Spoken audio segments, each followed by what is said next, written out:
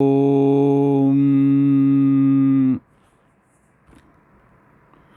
जन्माद्यस्य यतोन्मयादितरतश्चार्थे स्वभिज्ञस्वराट् तेने ब्रह्महृदाय आदिकवये मुह्यन्ति यं सूरयः तेजो वारिमृदं यथा विनिमयो यत्र त्रिसर्गो मृषा धाम्ना स्वेन सदा निरस्तकुहकं सत्यं परं धीमहि सृष्टिस्थित्यप्यहेया नियतिदृशितमो बन्धमोक्षाश्च यस्मात् अस्य श्री ब्रह्मरुद्र प्रभृतिसुरनरद्वीषशत्रुत्मकस्य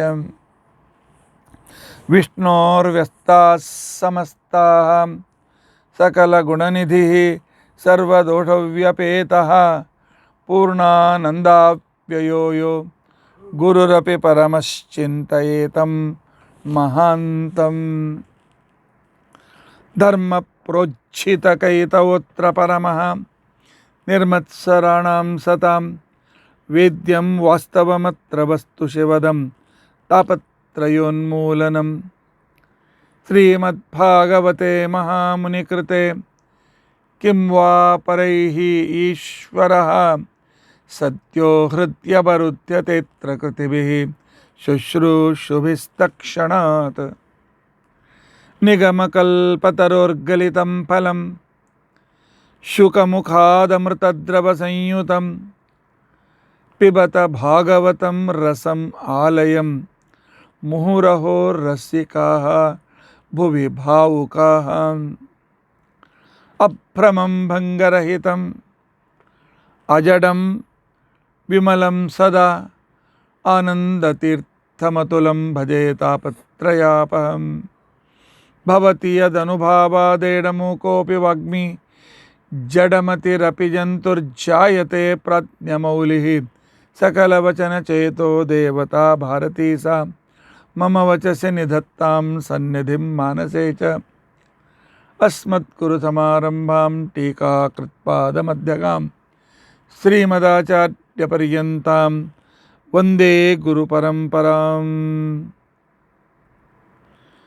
विद्यायां विबुधाचार्यं वेदज्ञानाब्धिचन्दिरं दुर्मतध्वान्तमार्ताण्डं सत्यध्यानमुनिं भजे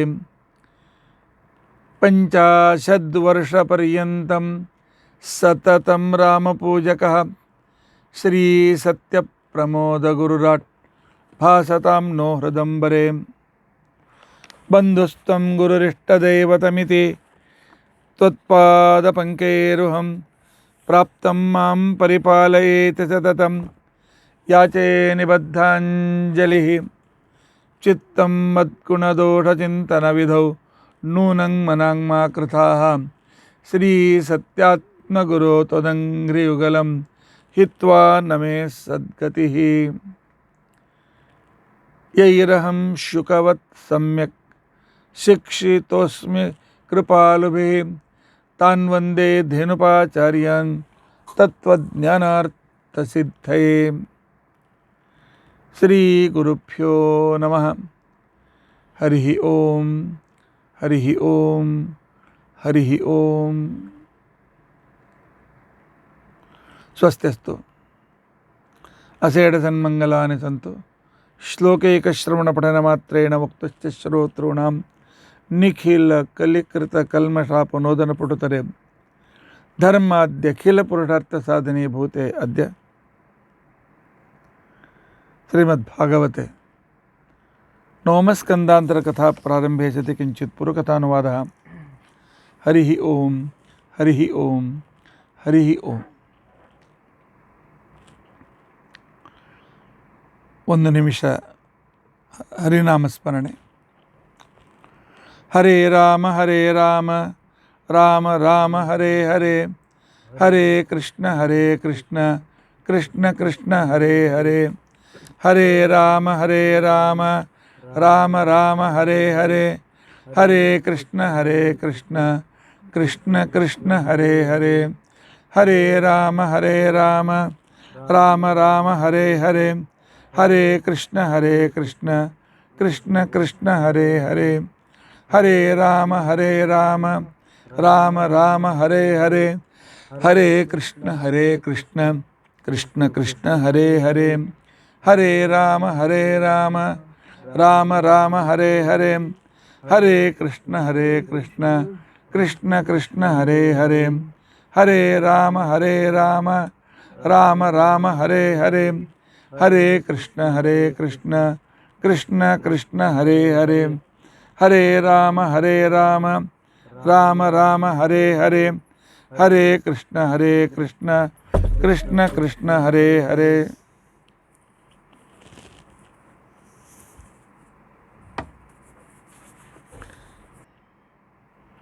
ಪ್ರವಚನ ಸ್ವಲ್ಪ ನಿಮಗೆ ಕಠಿಣ ಹೋಗಿರಬಹುದು, ಆದರೆ ವೇದದಲ್ಲಿ ಬಂದಿರತಕ್ಕಂತಹ ಪಾತ್ರಗಳು, ದೇವತೆಗಳ ಸಂದರ್ಭದಲ್ಲಿ ಅದರ ಹಿಂದೆ ಇರತಕ್ಕಂಥ ಪ್ರಮೇಯವನ್ನು ನಾವು ತಿಳಿದುಕೊಳ್ಳೋದು ಅತ್ಯಂತ ಅವಶ್ಯಕ. ಸಾಮಾನ್ಯ ವ್ಯಕ್ತಿಗಳಂತೆ ಕಥೆ ಕೇಳಿ ಏನೋ ದೇವತೆಗಳು ಹೀಗೆ ಬಿಡು ಅಂತ ತಿಳ್ಕೊಂಡಂತಂದರೆ ನಾವು ಭಾಗವತ ಪುರಾಣ ಕೇಳಿ ಪ್ರಯೋಜನವಿಲ್ಲ. ಭಾಗವತ ಪುರಾಣ ದೇವರಲ್ಲಿ ದೇವತೆಗಳಲ್ಲಿ ವಿಶೇಷವಾದ ಶ್ರದ್ಧೆಯನ್ನು ಹುಟ್ಟಿಸುವುದಕ್ಕೋಸ್ಕರ ಇರತಕ್ಕಂಥ ಪುರಾಣ. ಅಂತ ಅಶ್ರದ್ಧೆಯನ್ನು ಹುಟ್ಟಿಸ್ತಕ್ಕಂಥ ಕಥೆಗಳಿದ್ದರೆ ವೇದವ್ಯಾಸ ದೇವರು ಬರಿತಾ ಯಾಕಿದ್ರು. ನಿನ್ನೆ ವಿಷಯವನ್ನು ನಾವು ಮುಂದುವರಿಸೋಕ್ಕಿಂತ ಪೂರ್ವದಲ್ಲಿ 2 ಪ್ರಶ್ನೆಗಳು ಬಂದಿವೆ. ನಿಜವಾಗಿಯೂ 2 ಪ್ರಶ್ನೆ ಭಾಗವತಕ್ಕೆ ಸಂಬಂಧಿಸಿಲ್ಲ, ಅದು ಬಹಳ ಮಹತ್ವಪೂರ್ಣವಾದ ಪ್ರಶ್ನೆಗಳಿವೆ. ಅಮರನಾಥದಿಂದ ಒಂದು ಪ್ರಶ್ನೆ ಬಂದಿದೆ, ಸ್ವಾಮಿಗಳ ಜೊತೆಯಲ್ಲಿ ದಂಡ ಯಾಕಿರ್ತದೆ ಅಂತ.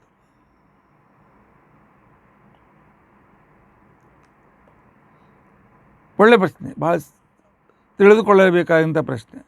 ದಂಡಗಳಿಲ್ಲದ, ಯಜ್ಞೋಪವಿಲ್ಲದ ಬ್ರಹ್ಮಚಾರಿ ಗೃಹಸ್ಥ ವಾನಪ್ರಸ್ಥಾಶ್ರಮಗಳು ಹೇಗೆ ಅವರು ಬ್ರಾಹ್ಮಣರಲ್ಲವೋ,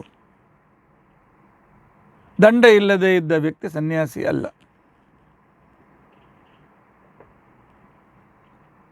ಅದಕ್ಕೋಸ್ಕರವೇ ದಂಡ ಹಿಡಿದುಕೊಂಡಾಗ ಸನ್ಯಾಸಿಗಳಿಗೆ ಮಾಡುವ ನಮಸ್ಕಾರಕ್ಕೆ ಬಹಳ ವಿಶೇಷ ಪುಣ್ಯ ಇದೆ ಅಂತನ್ನುವುದನ್ನು ಶಾಸ್ತ್ರಗಳು ಹೇಳ್ತವೆ. ದೇವಲ ಸ್ಮೃತಿಯಲ್ಲಿ ಬಂದು ಈ ದಂಡದ ವಿಚಾರ ಬರ್ತದೆ. ಅವ್ರು ಹೇಳ್ತಾರೆ, ಮುಖಜಾನಾಂ ಅಯಂ ಧರ್ಮ ಯದ್ ವಿಷ್ಣೋ ಯದ್ವಿಷ್ಣೋರ್ ಲಿಂಗಧಾರಣಂ ಅಂತ ತಿಳ್ಕೊಂಡಂತೇಳಿ. ಮುಖಜಾನಾಂ ಅಯಂ ಧರ್ಮ ಯದ್ವಿಷ್ಣೋರ್ ಲಿಂಗಧಾರಣಂ, ದೇವಲ ಸ್ಮೃತಿಯ ಮಾತು. ಪ್ರತಿಯೊಬ್ಬ ವ್ಯಕ್ತಿ ಯಾವುದೇ ವರ್ಣದವನಾಗಿರಲಿ ಅವನು ಭಗವಂತನ ಚಿಹ್ನೆಗಳನ್ನು ಧರಿಸಲೇಬೇಕು. ಅಂದರೆ ನನ್ನಲ್ಲಿ ಪರಮಾತ್ಮ ಬಿಂಬರೂಪದಿಂದ ಭಗವಂತ ಇದ್ದಾನೆ ಅಂತ ಹೇಳಿ. ಅದಕ್ಕೋಸ್ಕರವೇ ತ್ರೈವರ್ಣಿಕರಿಗೆ ಯಜ್ಞೋಪವೀತ,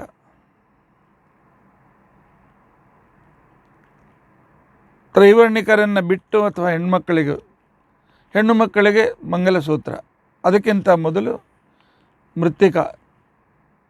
ಮೃತ್ತಿಕಾ ಧಾರಣ, ಕುಂಕುಮ ಧಾರಣ, ಇದು ಕೂಡ ತಿಲಕ ಧಾರಣ, ಉಳಿದ ವರ್ಣದವರಿಗೂ ಹೆಣ್ಮಕ್ಕಳಿಗೂ ಇದು ಪರಮಾತ್ಮನ ಚಿಹ್ನ ಅಂತ ತಿಳ್ಕೊಂಡು ಅನಿಸ್ಕೊಂಡಿದ್ದಾರೆ. ಆದ್ದರಿಂದ ಗುರುಗಳು ಯಜ್ಞೋಪವೀತ ಬಿಟ್ಟ ಮೇಲೆ ಅವನಿಗೆ ಸನ್ಯಾಸ ತೆಗೆದುಕೊಳ್ಳಿಕ್ಕೆ ಅಧಿಕಾರ, ಯಜ್ಞೋಪವೀತ ಇರುವವರೆಗೂ ಇಲ್ಲ. ಯಜ್ಞೋಪವೀತ ಬಿಟ್ಟ ಮೇಲೆ, ಯಜ್ಞೋಪವೀತ ಇದು ಭಗವಂತನ ಚಿಹ್ನ, ನೆನಪಿಟ್ಕೊಳ್ಳಿ.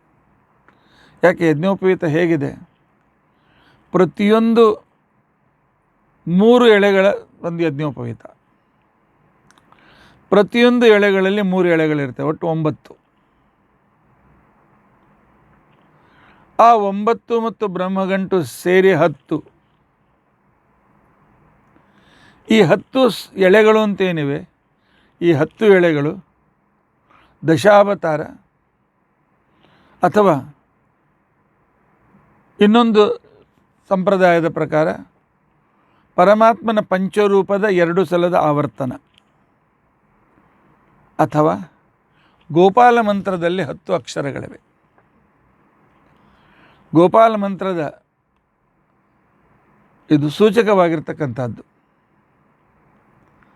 ಹೀಗಾಗಿ ನಾವು ಕೂಡ ಮಾಡುವಾಗ ಓಂಕಾರಂ ಪ್ರಥಮತಂತೋ ನಾರಾಯಣಂ ಆವಾಹಯಾಮಿ, ಆನಂತರ ದ್ವಿತೀಯ ತಂತೋ ವಾಸುದೇವಂ ಆವಾಹಯಾಮಿ, ತೃತೀಯ ತಂತೋ ದೇವತೆಗಳು, ಆನಂತರ ಪರಮಾತ್ಮನ ಪಂಚರೂಪಗಳು, ಈ ರೀತಿ ಆವಾಹನ ಮಾಡ್ತೇವೆ. ಅದೇ ರೀತಿಯಾಗಿ ಸನ್ಯಾಸಿಗಳಿಗೆ ಅವರ ಹೈಟಿಗೆ ಸರಿಯಾಗಿರ್ತಕ್ಕಂಥ ದಂಡ ಇರಬೇಕು ಅಂತ ನಿಯಮ ಇದೆ. ಬಹಳ ಗಿಡ್ಡ ಇತ್ತು ಅಂತಂದರೆ ಅದು ಬಿದಿರಿನ ದಂಡ ತೆಗೆದುಕೊಳ್ಳಬೇಕು. ಬಿಂದಿರಿಗೆ ಮಧ್ಯದಲ್ಲಿ ಒಂದು ಗಂಟೆ ಇರ್ತದೆ. 4, 6 ಆನಂತರ ಈ ರೀತಿಯಾಗಿರ್ತಕ್ಕಂಥ ಆ ಬಿದಿರನ್ನು ಹುಡುಕಬೇಕು ಅಂತ ನೇಮಿದೆ. ಅವರ ಹೈಟಿಗೆ ಬರುವಾಗ ಅದು ಸಮವಾದ ಗಂಟೆಗಳಿರಬೇಕು. ಸಮವಾದ ಗಂಟೆಗಳಿರಬೇಕಾಗಿತ್ತು ಅಂತಂದ್ರೆ ಕ್ರಮ ಹೇಗೆ ಅನ್ನೋದು ಅಂತ ತಿಳ್ಕೊಂಡಂತಂದರೆ, ಬಹಳ ಇನ್ನೂ ಚಿಕ್ಕವರಾಗಿದ್ದರೆ 4 ಗಂಟಿನ ದಂಡ, ಅಲ್ಲಿ ಚತುರ್ವ್ಯೂಹ ರೂಪ ಚಿಂತನೆ. ದೇವಲ ಸ್ಮೃತಿ ಹೇಳ್ತದೆ, ಗುರುಗಳು ಅಲ್ಲಿ ಸನ್ನಿಧಾನವನ್ನು ಮಾಡಿ ಆ ಸನ್ನಿಧಾನ ವಿಶೇಷವನ್ನು ಅಲ್ಲಿ ಕಲ್ಪನೆ ಮಾಡಿ ಅವರಿಗೆ ದಂಡ ಕೊಡ್ತಾರೆ. ದಂಡ ಕೊಟ್ಟ ಮೇಲೆ ಇವರು ಗುರು ಇವರು ಸನ್ಯಾಸಿ, ಇವತ್ತಿನಿಂದ ಇವನು ಸನ್ಯಾಸಿ. ದಂಡವಿಹೀನನಾದ ವ್ಯಕ್ತಿ ಸನ್ಯಾಸಿ ಅಲ್ಲ. ಆನಂತರ 6 ಇರತಕ್ಕಂಥದ್ದು ಕೃಷ್ಣ ಷಡಕ್ಷರ ಮಂತ್ರ ಅಥವಾ ಸುದರ್ಶನ ಮಂತ್ರ. ಸುದರ್ಶನ ಮಂತ್ರದಲ್ಲಿ ಆನಂತರ ಕೃಷ್ಣ ಷಡಕ್ಷರ ಮಂತ್ರದಲ್ಲಿ 6 ಅಕ್ಷರಗಳಿವೆ. ಅದರ ಸಂಕೇತ ಆ ದಂಡ. ಇನ್ನು 8 ಗಂಟೆಗಳಿದ್ದರೆ ನಾರಾಯಣ ಅಷ್ಟಾಕ್ಷರ ಮಂತ್ರದ, ಅದು ನಾರಾಯಣ ಲಿಂಗ ಅಂತ ನಾರಾಯಣನ ಸಂಕೇತ ಅದು. ಆನಂತರ 10 ಇತ್ತು ಅಂತಂದರೆ ಗೋಪಾಲ ಮಂತ್ರ, ಆಗಲೇ ಹೇಳಿದಂತೆ. 12 ಇದ್ದರೆ ವಾಸುದೇವ ಮಂತ್ರ. ಅತಿ ಅಜಾನುಭಾವ ಇರತಕ್ಕಂಥ ಕೆಲವು ಇದ್ದು ಅಂತಂದರೆ 14 ಗಂಟೆ ಇದ್ದರೆ ಅನಂತನ ಸನ್ನಿಧಾನ. ಆನಂತರ 16 ಗಂಟೆ ಇತ್ತು ಅಂತ ತಿಳ್ಕೊಂಡಂತಂದರೆ ಅದು ಅತ್ಯಂತ ಶ್ರೇಷ್ಠವಾಗಿರುತ್ತೆ. ಅಲ್ಲಿ ತನಕ ಅದಕ್ಕಿಂತ ಎತ್ತರ ಯಾರು ವಿಶೇಷವಾಗಿ ಇರೋದಿಲ್ಲ.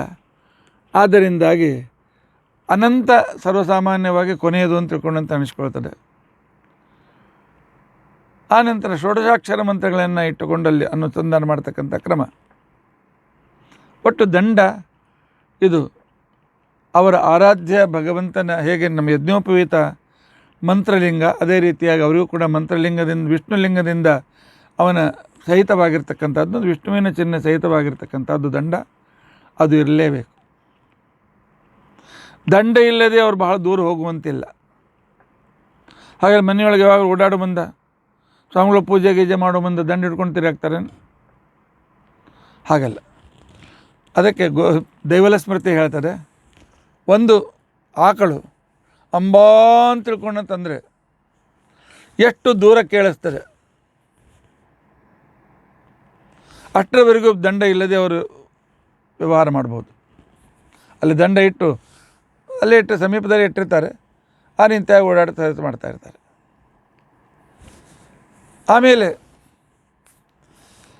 ಅದಕ್ಕಿಂತಲೂ ಹೊರಗೆ ಹೋಗಬೇಕಾಗಿತ್ತು ಅಂತ ತಿಳ್ಕೊಂಡಂತಂದರೆ ಅವರು ದಂಡವನ್ನು ತೆಗೆದುಕೊಂಡೇ ಹೋಗಬೇಕು. ಇನ್ನು ಅದು ಅಪವಿತ್ರನಾಗ್ಬಿಡೋದಲ್ಲ. ಸ್ಪರ್ಶತೆಗಳು ಅದಕ್ಕೋಸ್ಕರ ಇವೆ. ಅದಕ್ಕೋಸ್ಕರ ಅದಕ್ಕೊಂದು ಕೃಷ್ಣಾಜಿನದ ಆವರಣವನ್ನು ಮಾಡಿ ಅದನ್ನು ತೆಗೆದುಕೊಂಡು ಹೋಗ್ತಕ್ಕಂಥ ಸಂಪ್ರದಾಯವೂ ಕೂಡ ಇದೆ. ಇರಲಿ, ಒಟ್ಟು ದಂಡ ಇದು ಪರಮಾತ್ಮನ ಸಮೀಪದ ಸಂಕೇತ, ಗುರುಗಳಿಂದ ಕೊಟ್ಟಿರ್ತಕ್ಕಂಥ ಸನ್ಯಾಸದ ಸಂಕೇತ. ಇನ್ನೊಂದು ಪ್ರಶ್ನೆ ಬಂದಿದೆ ಬೆಂಗಳೂರಿನಿಂದ. ಅದರಲ್ಲಿ ಅವರು ಕೇಳ್ತಾರೆ, ವೃಂದಾವನದಲ್ಲಿ ಈಗೀಗ ಒಂದೇ ವೃಂದಾವನದಲ್ಲಿ ಅನೇಕ ಸ್ವಾಮಿಗಳನ್ನು ಆಹ್ವಾನ ಮಾಡ್ತಕ್ಕಂಥ ಸಂಪ್ರದಾಯ ಬಂದಿದೆ. ಮೃತ್ತಿಕಾ ವೃಂದಾವನ ಸಂದರ್ಭದಲ್ಲಿ ಜೀವದೇವರು ಭಿನ್ನರಾದ್ದರಿಂದ ಒಂದೇ ವೃಂದಾವನದಲ್ಲಿ ಅನೇಕ ಸ್ವಾಮಿಗಳನ್ನು ಆವಾಹನ ಮಾಡ್ಬೋದೆ? ಈ ಪ್ರಶ್ನೆ 1873 ಮುಲುಂಡ್ನಲ್ಲಿ ನಮ್ಮ ಗುರುಗಳು ವಿದ್ಯಾಪೀಠ ಮಾಡಿದಾಗ ಒಂದೇ ವೃಂದಾವನದಲ್ಲಿ 9 ಗುರುಗಳನ್ನು ಆವಾಹನ ಮಾಡಿದರು. ಆಗ ಅದ್ರ ಬಗ್ಗೆ ಸಾಕಷ್ಟು ಚರ್ಚೆ ಇತ್ತು. ಆಗ ನಮ್ಮ ಗುರುಗಳು ಎಲ್ಲರಿಗೂ ಕೊಟ್ಟಿರ್ತಕ್ಕಂಥ ಉತ್ತರ ಒಂದೇ, ವೃಂದಾವನ ಅಂದರೆ ಏನು? ತುಳಸಿಗೂ ವೃಂದಾವನ ಅಂತ ಕರೀತೇವೆ. ವೃಂದ ಅಂದರೆ ಸಮೂಹ, ಅನೇಕ ದೇವತೆಗಳ ಸಮೂಹ ಸನ್ನಿಧಾನ ಇರುವ ಸ್ಥಳ ಇದು ವೃಂದಾವನ. ಸ್ವತಃ ದೇಹ ಇಟ್ಟ ಮೇಲೆ ಕ್ರಮವಾಗಿ ನಿಜವಾಗಿಯೂ ವೃಂದಾವನದ ಸಂಕಲ್ಪನೆ ನಂತರ ಬಂದಿರತಕ್ಕಂಥದ್ದು. ಮೊದಲು ಭೂಮಿಗತವಾಗಿ ಮಾಡಿಬಿಡ್ತಾ ಇದ್ದರು. ಅದರ ಮೇಲೆ ಒಂದು ತುಳಸಿ ಗೊತ್ತಾಗಲಿ ಅಂತ ತಗೊಂಡು ತುಳಸಿ ಗಿಡ ಬೆಳೆಸ್ತಾ ಇದ್ರು ಅಷ್ಟೆ. ಆನಂತರ ಕೆಲವರನ್ನು ತೆಗೆದಿಟ್ಟು ಮೇಲೆ ಓಡಾಡೋ ಪ್ರಸಂಗ ಬಂತು ಅಂತ ತಿಳ್ಕೊಂಡು ಅಂತೇಳಿ ಒಂದು ಗಟ್ಟಿಮುಟ್ಟಾಗಿರ್ತಕ್ಕಂಥ ತುಳಸಿ ವೃಂದಾವನ ಕಟ್ತಕ್ಕಂಥ ಸಂಪ್ರದಾಯ ಬಂತು. ಅಲ್ಲಿ ಮಾತ್ರ ಒಂದೇ, ಅವರು ಮಾತ್ರ ಆವಾಹಿತರಾಗ್ತಾರೆ. ಅಲ್ಲಿ ಬಹಳ ಜನರನ್ನು ಆಹ್ವಾನ ಮಾಡಲಿಕ್ಕೆ ಬರೋದಿಲ್ಲ. ಆದರೆ ಮೃತ್ತಿಕಾ ವೃಂದಾವನ ಅಂತ ತಿಳ್ಕೊಳ್ಳೋದು ಬೇರೆ ಕಡೆ ನಾವು ಇನ್ನು ಸ್ಥಾಪನೆ ಮಾಡ್ತೇವೆ.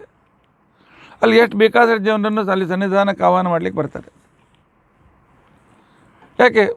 ಅದು ವೃಂದಾವನ ಅನೇಕ ದೇವತೆಗಳ, ಅನೇಕ ಗುರುಗಳ ಸಮೂಹಾತ್ಮಕವಾಗಿರ್ತಕ್ಕಂಥ ಒಂದು ಸಂಕೇತ. ಆದ್ದರಿಂದಾಗಿ ಮೃತ್ತಿಕಾ ವೃಂದಾವನದ ಕಾನ್ಸೆಪ್ಟು ಕೂಡ ಭಾಳ ನಂತರ ಬಂದದ್ದು. ಮೊದಲು ಮೃತ್ತಿಕಾ ವೃಂದಾವನ ಕಾನ್ಸೆಪ್ಟ್ ಇರಲಿಲ್ಲ. ಅದು ಬಹುಶಃ ಪದ್ಮನಾಭ ತೀರ್ಥರು ಇತ್ಯಾದಿಗಳಿಂದ ಪ್ರಾರಂಭವಾಗಿರಬೇಕು. ಅದಕ್ಕಿಂತ ಪೂರ್ವದಲ್ಲಿ ವೃಂದಾವನದ ಸಂದರ್ಭ ಇರಲಿಲ್ಲ. ಆದರೂ ಆವಾಗ ಮಾತ್ರ ಕೇವಲ ಅಷ್ಟೇ ಇತ್ತು. ಮೃತ್ತಿಕಾ ವೃಂದಾವನ ಕಾನ್ಸೆಪ್ಟು ಬಹುಶಃ ರಾಯರ ನಂತರ ಅಲ್ಲಲ್ಲಿ ಬಂದಿರಬೇಕು, ಅಥವಾ ಅದಕ್ಕಿಂತ ಮೊದಲು ರಘುತ್ತಮರ ಬಗ್ಗೆ ಒಂದೆರಡು ಮೃತ್ತಿಕಾ ವೃಂದಾವನ ಇದ್ದಿರತಕ್ಕಂಥ ಉಲ್ಲೇಖ ನಾನು ಕೇಳಿದ್ದೇನೆ. ಮೂಲ ಸ್ಥಳ ಬಿಟ್ಟು ಉಳಿದ ಎಲ್ಲ ಕೈಯಲ್ಲೂ ಕೂಡ ಅನೇಕ ಜನರನ್ನು ಒಂದೇ ವೃಂದಾವನದಲ್ಲಿ ಆಹ್ವಾನ ಮಾಡಲಿಕ್ಕೆ ಬರ್ತದೆ. ಇದರಲ್ಲಿ ಯಾವುದೇ ರೀತಿಯಾಗಿರ್ತಕ್ಕಂಥ ಇದಕ್ಕೆ ವೃಂದ ಅಂತ ಅನ್ನೋ ಹೆಸರೇ ಅದಕ್ಕೆ ಪ್ರಮಾಣವಾಗಿರ್ತಕ್ಕಂಥದ್ದು. ನಾವು ಅಲ್ಲಿ ಆಹ್ವಾನ ಮಾಡಲಿಕ್ಕೆ ಬಂತು. ಯಾಕೆ? ಈಗ ಉದಾಹರಣೆಗೋಸ್ಕರ ಒಂದೇ ಪ್ರತಿಮೆಯಲ್ಲಿ ತತ್ವನ್ಯಾಸ ಮಾತ್ರಕಾನ್ಯಾಸ ಮಾಡಿ ಎಲ್ಲ ತತ್ವಾಭಿಮಾನ ದೇವತೆಗಳನ್ನೆಲ್ಲ ಆಹ್ವಾನ ಮಾಡುವಂತೆ ಒಂದೇ ಇದರಲ್ಲಿ ಅನೇಕ ದೇವತೆಗಳನ್ನು ಆಹ್ವಾನ ಮಾಡಲಿಕ್ಕೆ ಬರ್ತದೆ. ಎಷ್ಟು ಕಣಗಳಿವೆ ಅಷ್ಟು ರೂಪಗಳನ್ನು ಆಹ್ವಾನ ಮಾಡಲಿಕ್ಕೆ ಬರ್ತದೆ. ಆದ್ದರಿಂದಾಗಿ ಏನು ತಪ್ಪಿಲ್ಲ. ಇನ್ನು ನಿನ್ನಿನ ಸಂದರ್ಭ, ಚಂದ್ರ ತಾರೆಯನ್ನು ಓಡಿಸ್ಕೊಂಡು ಹೋದ. ಬೃಹಸ್ಪತಿ ಆಚಾರ್ಯ ಕೇಳಿದ ಮೇಲೆ ಕೊಡಲಿಲ್ಲ, ಬ್ರಹ್ಮದೇವರು ಹೇಳಿದ ಮೇಲೆ ಕೊಟ್ಟ. ಆಗ ಬುಧನ ಉತ್ಪತ್ತಿ. ಕಥೆ ಸುಲಭವಾಗಿದೆ. ಅದಕ್ಕೆ ನಾನು ನಿನ್ನಿನ ದಿವಸ 2 ತರಹದ ಸಮಾಧಾನಗಳನ್ನು ನಾನು ಕೊಟ್ಟಿದ್ದೇನೆ ಅಂತಂದರೆ ಆ ರೀತಿಯಾಗಿ ಚರ್ಚೆಯಾಗಿ ವಿದ್ವಾನ್ ಮಂಡಳಿಯಲ್ಲಿ ನಿಶ್ಚಿತವಾಗಿರ್ತಕ್ಕಂಥ ಸಮಾಧಾನಗಳು. ಒಂದು, ಬೃಹಸ್ಪತಿಯ ಸಂಬಂಧಿಸಿದ ತಾರೆ ಚಂದ್ರನ ಕಕ್ಷೆಯಲ್ಲಿ ಬಂದಾಗ ಆಗ ಅದಕ್ಕೆ ಸಮಾಗಮ ಅಂತ ಅನ್ಸ್ಕೊಳ್ತೀನಿ. ನೀನು ಹೇಳಿದ್ರು 1 ಅಂಶಕ್ಕೆ 1 ಅಂಶದ ಹತ್ತಿರ ಬಂದಾಗ, ಇಲ್ಲಿ ಅಂಶ ಅಂದರೆ ನಿನ್ನೆ ನಾನು ಡಿಗ್ರಿ ಅಂತ ಹೇಳಿಲ್ಲ, 1 ಡಿಗ್ರಿ ಇತ್ಯಾದಿಗಳಿಂದ 1 ಡಿಗ್ರಿಯ ಒಳ್ಳೆ ಸಮೀಪದಲ್ಲಿದ್ದ ಇನ್ನೊಂದು ಗ್ರಹಕ್ಕೆ ಅದಕ್ಕೂ ಸಮಾಗಮ ಅಂತ ಅನ್ನೋ ಹೆಸರು ಜ್ಯೋತಿಷ್ಶಾಸ್ತ್ರದಲ್ಲಿ ಉಪಯೋಗಿಸಿದ್ದಾರೆ. ಅದಕ್ಕಿಂತಲೂ ಹತ್ತಿರ 2 ಗ್ರಹಗಳು ಬಂದರೆ ಅದಕ್ಕೆ ಯುದ್ಧ ಅಂತ ತಿಳ್ಕೊಂಡು ಅಂತೇಳಿ ಕರೆದಿದ್ದಾರೆ. ಆದ್ದರಿಂದಾಗಿ ತ್ರಯೋದಶಿ, ದ್ವಾದಶಿ, ತ್ರಯೋದಶಿ ಸಂದರ್ಭದಲ್ಲಿ ಗುರುಚಂದ್ರರು ಸಮೀಪದಲ್ಲಿ ಬಂದಾಗ ಆಗ ಬೃಹಸ್ಪತಿ ಮತ್ತು ಚಂದ್ರನ ಯುದ್ಧ, 2 ಪಾರ್ಟಿ ಯುದ್ಧ, ತಾರಾಮಯವಾಗಿರ್ತಕ್ಕಂಥ ಯುದ್ಧ ಇತ್ಯಾದಿಗಳು.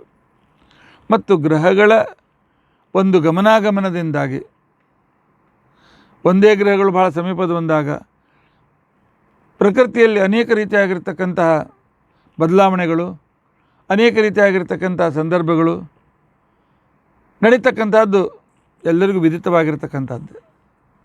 ಆದ್ದರಿಂದಾಗಿ ಆ ಸಂದರ್ಭವನ್ನೇ ತಾರಕಾಮಯ ಯುದ್ಧ ಅಂತ ತಿಳ್ಕೊಂಡಂತೇಳಿ ಕರೆದರು.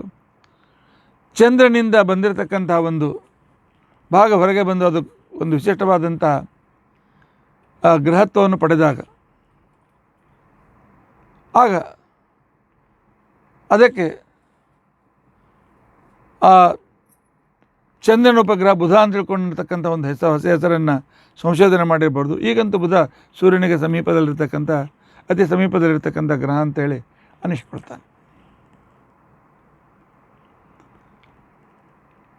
ಅಥವಾ ಒಂದು ಗ್ರಹದ ಗ್ರಾವಿಟೇಷನ್ ಫೋರ್ಸ್ನಲ್ಲಿ ಇನ್ನೊಂದು ಗ್ರಹ ಆಕರ್ಷಿತವಾದಾಗ ಆಗ ನಡೆಯತಕ್ಕಂಥ ಪ್ರಾಕೃತಿಕವಾಗಿರ್ತಕ್ಕಂಥ ಏನು ಒಂದು ಅನಾನುಕೂಲತೆಗಳು ಅಂತೇವೆ. ಯಾಕಂದರೆ ಆಕಾಶದಲ್ಲಿ ಅನೇಕ ರೀತಿಯಾಗಿರ್ತಕ್ಕಂಥ ಆಕಾಶಕಾಯಗಳು ಒಂದಕ್ಕೊಂದು ಇದು ಮಾಡಿ ಅನೇಕ ಸ್ಫೋಟಗಳು ಪ್ರತಿ ಕ್ಷಣದಲ್ಲೂ ನಡೆದಿರ್ತದೆ ಗ್ಯಾಲಕ್ಸಿಯಲ್ಲಿ. ಅದನ್ನೇ ತಾರಕಾಮಯ ಯುದ್ಧ ಅಂತ ತಿಳ್ಕೊಂಡಂತ ಅನ್ನೋದನ್ನು ಅಂದಿರಬಹುದು. ಇನ್ನೊಬ್ಬ ವ್ಯಾಖ್ಯಾನಕಾರರು ಇದಕ್ಕೆ ಇನ್ನೊಂದು ಕ್ರಮ ಹೇಳಿದ್ದಾರೆ. ಆರಂಭದಲ್ಲಿ ನಮ್ಮ ವರ್ಷದ ಗಣನೆ ಬೃಹಸ್ಪತಿ ಮಾನದಿಂದ ಇತ್ತು. ಪ್ರಾಚೀನ ಗ್ರಂಥಗಳಲ್ಲಿ ಯಜ್ಞಯಾಗಾದಿಗಳಿಗೆ ಬೃಹಸ್ಪತಿ ಗುರುಗ್ರಹನಿಂದ ಆರಂಭ ಮಾಡಿಕೊಂಡು ಆಗ ಆ ಕಾಲಗಣನೆಯು ಆಗಿನ ಕಾಲಕ್ಕೆ ಆ ರೀತಿಯಾಗಿತ್ತು. ಆದರೆ ನಂತರ ಸಂಶೋಧನೆ ಹೆಚ್ಚಾದಂತೆ ಚಂದ್ರನಿಂದ ಕಾಲಗಣನೆ ಪ್ರಾರಂಭವಾಯಿತು. ಅದಕ್ಕೋಸ್ಕರ ಬೃಹನ ತಾರಾತ್ವವನ್ನು ಕಾಲಗಣನೆಯ ಆಕಾಶವನ್ನು ಚಂದ್ರ ಕಸಿದುಕೊಂಡ, ಅದರಿಂದಾಗಿ ತಾರೆಯನ್ನು ಓಡಿಸ್ಕೊಂಡು ಹೋದ ಅಂತ ತಿಳ್ಕೊಂಡಂತನ್ನುವ ಆ ರೀತಿಯಾಗಿರ್ತಕ್ಕಂಥ ಸಂಪ್ರದಾಯ ಕೂಡ ಬಂದಿರಬಹುದು. ವೇದದಲ್ಲಿ ಆ ರೀತಿಯಾಗಿರ್ತಕ್ಕಂಥ ಪ್ರಮಾಣ ಕೊಟ್ಟಿದ್ದಾರೆ ಅವರು. ಏನೇ ಇರಲಿ, ನಿನ್ನೆ ನಾನು ಹೇಳಿದಂತೆ ಇವರು ದೇವತೆಗಳು. ಈ ದೇವತೆಗಳ ವಿಶಿಷ್ಟವಾಗಿರ್ತಕ್ಕಂಥ ಕ್ರಮವನ್ನು ನಮ್ಮ ಸಾಮಾನ್ಯವಾಗಿರ್ತಕ್ಕಂತಹ ಏನೋ ಹೊಲಸು ಏನೋ ಅಸಹ್ಯ ಅಂತ ಅನ್ನೋ ರೀತಿಯಲ್ಲಿ ಅದನ್ನು ಅರ್ಥ ಮಾಡಿಕೊಳ್ಳೋದು ಸರ್ವಥಾ ತಪ್ಪು. ಇದರ ನಂತರ ನಿನ್ನೆ ಮತ್ತೆ ನಾನು ಪ್ರಾರಂಭ ಮಾಡಿದ್ದೆ ಊರ್ವಶಿ ಮತ್ತು ಪುರೂರವಸ ಕಥೆ. ಪುರೂರವನ ಸೌಂದರ್ಯದ ಮತ್ತು ಅವನ ಗಣುಗಳ ವರ್ಣನೆಯನ್ನು ಕೇಳಿ ಊರ್ವಶಿ ಪುರೂರವನ ಹತ್ರ ಬರ್ತಾಳೆ. ಬಂದಿರತಕ್ಕಂಥ ಸಂದರ್ಭದಲ್ಲಿ 59 ವರ್ಷ ಅವನ ಜೊತೆಗಿರ್ತಾರೆ. ಆದರೆ ಸತ್ಯಧರ್ಮ ತೀರ್ಥರ ವ್ಯಾಖ್ಯಾನದಲ್ಲಿ ಮತ್ತು ಉಳಿದ ವ್ಯಾಖ್ಯಾನದಲ್ಲಿ ಆಗಿನ ಕಾಲದಲ್ಲಿ ಮಾಸೋವೈ ಅಬ್ದೋವೈ ಮಾಸ ಅಂತ ತಿಳ್ಕೊಂಡಂತೇಳಿ ಅಂತಕ್ಕಂಥ ಒಂದು ಕ್ರಮ. 12 ಬಟದ ಯಜ್ಞ ಅಂದರೆ 12 ತಿಂಗಳ ಯಜ್ಞ ಅಂತ ಅರ್ಥ. ಈ ರೀತಿಯಾಗಿ 59 ತಿಂಗಳು ಮಾತ್ರ ಇರಬಹುದು, ಅಷ್ಟು 59 ವರ್ಷ ಇರಲಿಕ್ಕಿಲ್ಲ ಅನ್ನುವ ಅನೇಕ ಅರ್ಥಗಳನ್ನು ಅವರು ನಮಗೆ ತಿಳಿಸಲಿಕ್ಕೆ ಪ್ರಯತ್ನ ತಿಳಿಸಿದ್ದಾರೆ. ಅವರು ಸಮರ್ಥರು. ನಾವು ಅದನ್ನು ತಿಳಿದುಕೊಳ್ಳಿಕ್ಕೆ ನಾವು ಪ್ರಯತ್ನ ಮಾಡಬೇಕು. ಮತ್ತು ಕರಾರಿನ ಪ್ರಕಾರ ಟಗರನ್ನು ಓಡಿಸ್ಕೊಂಡು ಹೋಗ್ತಾರೆ ಗಂಧರ್ವರು. ಆ ನಂತರ ಹಿಂದೆ ಹೋಗಿರ್ತಕ್ಕಂಥ ಪುರೂರವ ಓಡುವ ಗಡಿಬಿಡಿಯಲ್ಲಿ ನಿರ್ವಸ್ತ್ರನಾದದ್ದು ಲಕ್ಷ್ಯಕ್ಕೆ ಹೋಗಿರಲಿಲ್ಲ. ಮಿಂಚಿನಲ್ಲಿ ಅವನ ರೂಪವನ್ನು ಕಂಡು ಆಗ ಕರಾರು ಮುರಿದದ್ದರಿಂದಾಗಿ ಊರ್ವಶಿ ಹೊರಟೋಗ್ತಾಳೆ. ಹೊರಟೋಗಿರ್ತಕ್ಕಂಥ ಸಂದರ್ಭದಲ್ಲಿ ಆಗ ಅವನು ಹುಚ್ಚನಂತೆ ಊರ್ವಶಿಯನ್ನು ಹುಡುಕ್ತಾ ಹೊರಟಿರ್ತಕ್ಕಂಥ ಸಂದರ್ಭದಲ್ಲಿ ಕುರುಕ್ಷೇತ್ರದಲ್ಲಿ ತನ್ನ 5 ಜನ ಸಖಿಯರ ಜೊತೆಯಲ್ಲಿ ಪ್ಲಕ್ಷತೀರ್ಥದಲ್ಲಿ ಅವಳು ಸ್ನಾನ ಮಾಡ್ತಾ ಇರುವುದನ್ನು ಕಾಣ್ತಾನೆ. ಆಗ ಪುರೂರವ ಅಲ್ಲಿಗೆ ಬರ್ತಾನೆ. ಪುರೂರವ ಅಲ್ಲಿ ಬಂದು ನಿಲ್ಲು ಊರ್ವಶಿ, ಮತ್ತೆ ನಾವು ಒಂದು ಕಡೆಯಲ್ಲಿ ಸೇರೋಣ ಅಂತ ತಿಳ್ಕೊಂಡಂತ ಹೇಳಿ. ಆಗ ಅವನು ಊರ್ವಶಿ ಮತ್ತು ಪುರೂರವರಲ್ಲಿ 18 ಮಂತ್ರಗಳಲ್ಲಿ ವಾರ್ತಾಲಾಪ ನಡೀತದೆ. ಭಾಗವತದಲ್ಲಿ ಅಲ್ಲ, ಋಗ್ವೇದದಲ್ಲಿ. ಋಗ್ವೇದದ 10ನೇ ಮಂಡಲದಲ್ಲಿ 95ನೇ ಸೂಕ್ತ, 10ನೇ ಮಂಡಲದ 95ನೇ ಸೂಕ್ತ, ಈ ಮಾತನ್ನು ಭಾಗವತ ಸೂಚನೆ ಮಾಡ್ತಾರೆ. ಸತಾಂ ವೀಕ್ಷ ಕುರುಕ್ಷೇತ್ರೇ, ಅವನು ಊರ್ವಶಿಯನ್ನು ಕುರುಕ್ಷೇತ್ರದಲ್ಲಿ ಕಾಣ್ತಾನೆ. ಸರಸ್ವತ್ಯಾಂಚ ತತ್ಸಖೀ, ಕುರುಕ್ಷೇತ್ರದಲ್ಲಿ ಸರಸ್ವತಿ ನದಿ ತೀರದಲ್ಲಿ ನದಿಯಲ್ಲಿ 5 ಜನ ಸಖಿಯರ ಜೊತೆಯಲ್ಲಿ ಅವಳು ವಿಹಾರ ಮಾಡುವುದನ್ನು ನೋಡಿ ಪಶ್ಯನ್ ಪ್ರಹೃಷ್ಟವದನಃ ಪ್ರಾಹ ಸೂಕ್ತಂ ಪುರೂರವಾಹ. ಆಗ ಪುರೂರವ ಮಾತನಾಡ್ದ, ಅದು ಋಗ್ವೇದದಲ್ಲಿ ಸೂಕ್ತ ರೂಪದಿಂದ ಇದೆ ಅಂತ ತಿಳ್ಕೊಂಡಂತೇಳಿ ಸೂಚನೆ ಮಾಡ್ತಾರೆ ಭಾಗವತಕಾರರು. ಆ ಸೂಕ್ತ ಪ್ರಾರಂಭ ಆಗ್ತಕ್ಕಂಥದ್ದು ಅಹೋ ಜಾಯೇ ತಿಷ್ಟ ತಿಷ್ಟ ಘೋರೆ ನ ತಕ್ತುಮರ್ಹಸಿ ಅಂತಕ್ಕಂತಹ ಮಂತ್ರಗಳಿಂದ ಈ ಸೂಕ್ತ ಪ್ರಾರಂಭವಾಗ್ತದೆ. ಊರ್ವಶಿ ಸಂವಾದ ಅಂತ ತಿಳ್ಕೊಂಡಂತನ್ನೋ ರೀತಿಯಿಂದಲೇ ಇದು ಪ್ರಸಿದ್ಧವಾಗಿದೆ. 10ನೇ ಮಂಡಲದ 95ನೇ ಸೂಕ್ತ.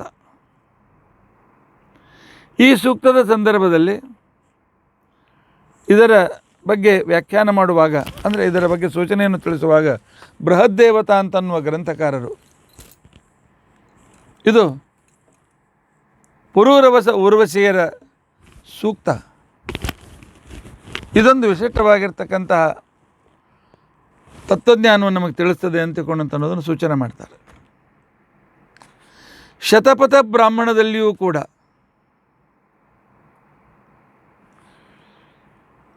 ಊರ್ವಶಿ ತನ್ನ ನಿಯಮವನ್ನು ಅವನು ಉಲ್ಲಂಘನೆ ಮಾಡಿದ್ದರಿಂದ ಗರ್ಭಿಣಿಯಾಗಿರ್ತಕ್ಕಂಥ ಅವಳು ನಿಯಮಭಂಗಾನುಸಾರವಾಗಿ ಅವನನ್ನು ಬಿಟ್ಟು ಹೋಗ್ತಾಳೆ. ರಾಜನು ಪುನಃ ಪುನಃ ಪ್ರಾರ್ಥನೆ ಮಾಡಿದ ಮೇಲೆಯೂ ಕೂಡ ಅವಳು ತಿರುಗಿ ಬರೋದಿಲ್ಲ. ಅವರ ಸಂವಾದ ಈ ರೀತಿಯಾಗಿ ನಡೀತದೆ. 18 ಮಂತ್ರಗಳು ಈ ಸೂಕ್ತದಲ್ಲಿ ಇವೆ. ಸತ್ಯಧರ್ಮ ತೀರ್ಥ ಶ್ರೀಪಾದಂಗಳವರು ಈ 18 ಮಂತ್ರಕ್ಕೂ ತಮ್ಮ ವ್ಯಾಖ್ಯಾನದಲ್ಲಿ ಅರ್ಥವನ್ನು ಬರೆದಿದ್ದಾರೆ. ಭಾಳ ಅದ್ಭುತವಾದ ರೀತಿಯಲ್ಲಿ ಅರ್ಥವನ್ನು ಬರೆದಿದ್ದಾರೆ. ಆದರೆ ಅಲ್ಲಿ ವ್ಯಾಕರಣದ ಮತ್ತು ವ್ಯುತ್ಪತ್ತಿಯ ವಿಧಾನಗಳಿಲ್ಲದ್ರಿಂದ ಅದನ್ನು ಹೇಳ್ತಾ ಇದ್ದರೆ ಕಠಿಣ ಆಗ್ತದೆ ಅಂತ ತಿಳ್ಕೊಂಡಂತೇಳಿ ನಾನು ಅದರ ಕೇವಲ ಸಾಮಾನ್ಯ ಆ ವಾರ್ತಾಲಾಪ ಹೇಗೆ ನಡೆದಿದೆ ಅಂತ ಅನ್ನೋದನ್ನು ಹೇಳ್ತಾನೆ. ಪುರೂರವ ಹೇಳ್ತಾನೆ, ಎಲೆ ಊರ್ವಶಿ, ನೀನು ಎಷ್ಟು ಕಠೋರ ಹೃದಯದವಳಾಗಿದ್ದೆ. ನಿನ್ನ ಜೊತೆಗೆ ಇನ್ನೂ ನಾನು ಆಡ್ತಕ್ಕಂಥ ಅನೇಕ ಮಾತುಗಳು ಹಾಗೆ ಉಳಿದುಕೊಂಡಿವೆ. ಇಷ್ಟಲ್ಲಿ ನೀನು ಬಿಟ್ಟು ಹೋಗಿದ್ದೀಯಲ್ಲ. ನೀನು ನನ್ನ ಬಿಟ್ಟು ಹೋದದ್ರಿಂದ ನಿನ್ನ ಜೊತೆಗೆ ಮಾತನಾಡುವ ಆ ಸುಖದಿಂದ ನಾನು ವಂಚಿತನಾಗಿದ್ದೇನೆ ಅಂತ. 2ನೇ ಮಂತ್ರದಲ್ಲಿ ಊರ್ವಶಿ ಹೇಳ್ತಾಳೆ, ಪುರೂರವ ಈ ಮಾತುಗಳಿಂದ ಏನು ಪ್ರಯೋಜನ? ನನ್ನ ಗತಿ ಅಂತೇನಿದೆ? ಉಷಃಕಾಲದಲ್ಲಿ ಉಷಾದೇವಿ ಪಟ ಪಟ ಬರುವಂತೆ ಹೇಗೆ ಸೂರ್ಯೋದಯ ಆಗ್ತಾ ಹೋಗ್ಬಿಡ್ತದೆ ವೇಗದಿಂದ, ಅಥವಾ ವಾಯು ಹೇಗೆ ವೇಗವಾಗಿ ಮುಂದೆ ಹೋಗ್ತದೆ, ಹಾಗೆ ಅದನ್ನು ಹೇಗೆ ಹಿಡಿಲಿಕ್ಕೆ ಸಾಧ್ಯವಿಲ್ಲ, ಆ ರೀತಿಯಾಗಿ ನನ್ನನ್ನು ಕೂಡ ನೀನು ನಿನ್ನ ಹತ್ರ ಹಿಡಿದುಕೊಂಡು ಇರಲಿಕ್ಕೆ ಸಾಧ್ಯವಿಲ್ಲ.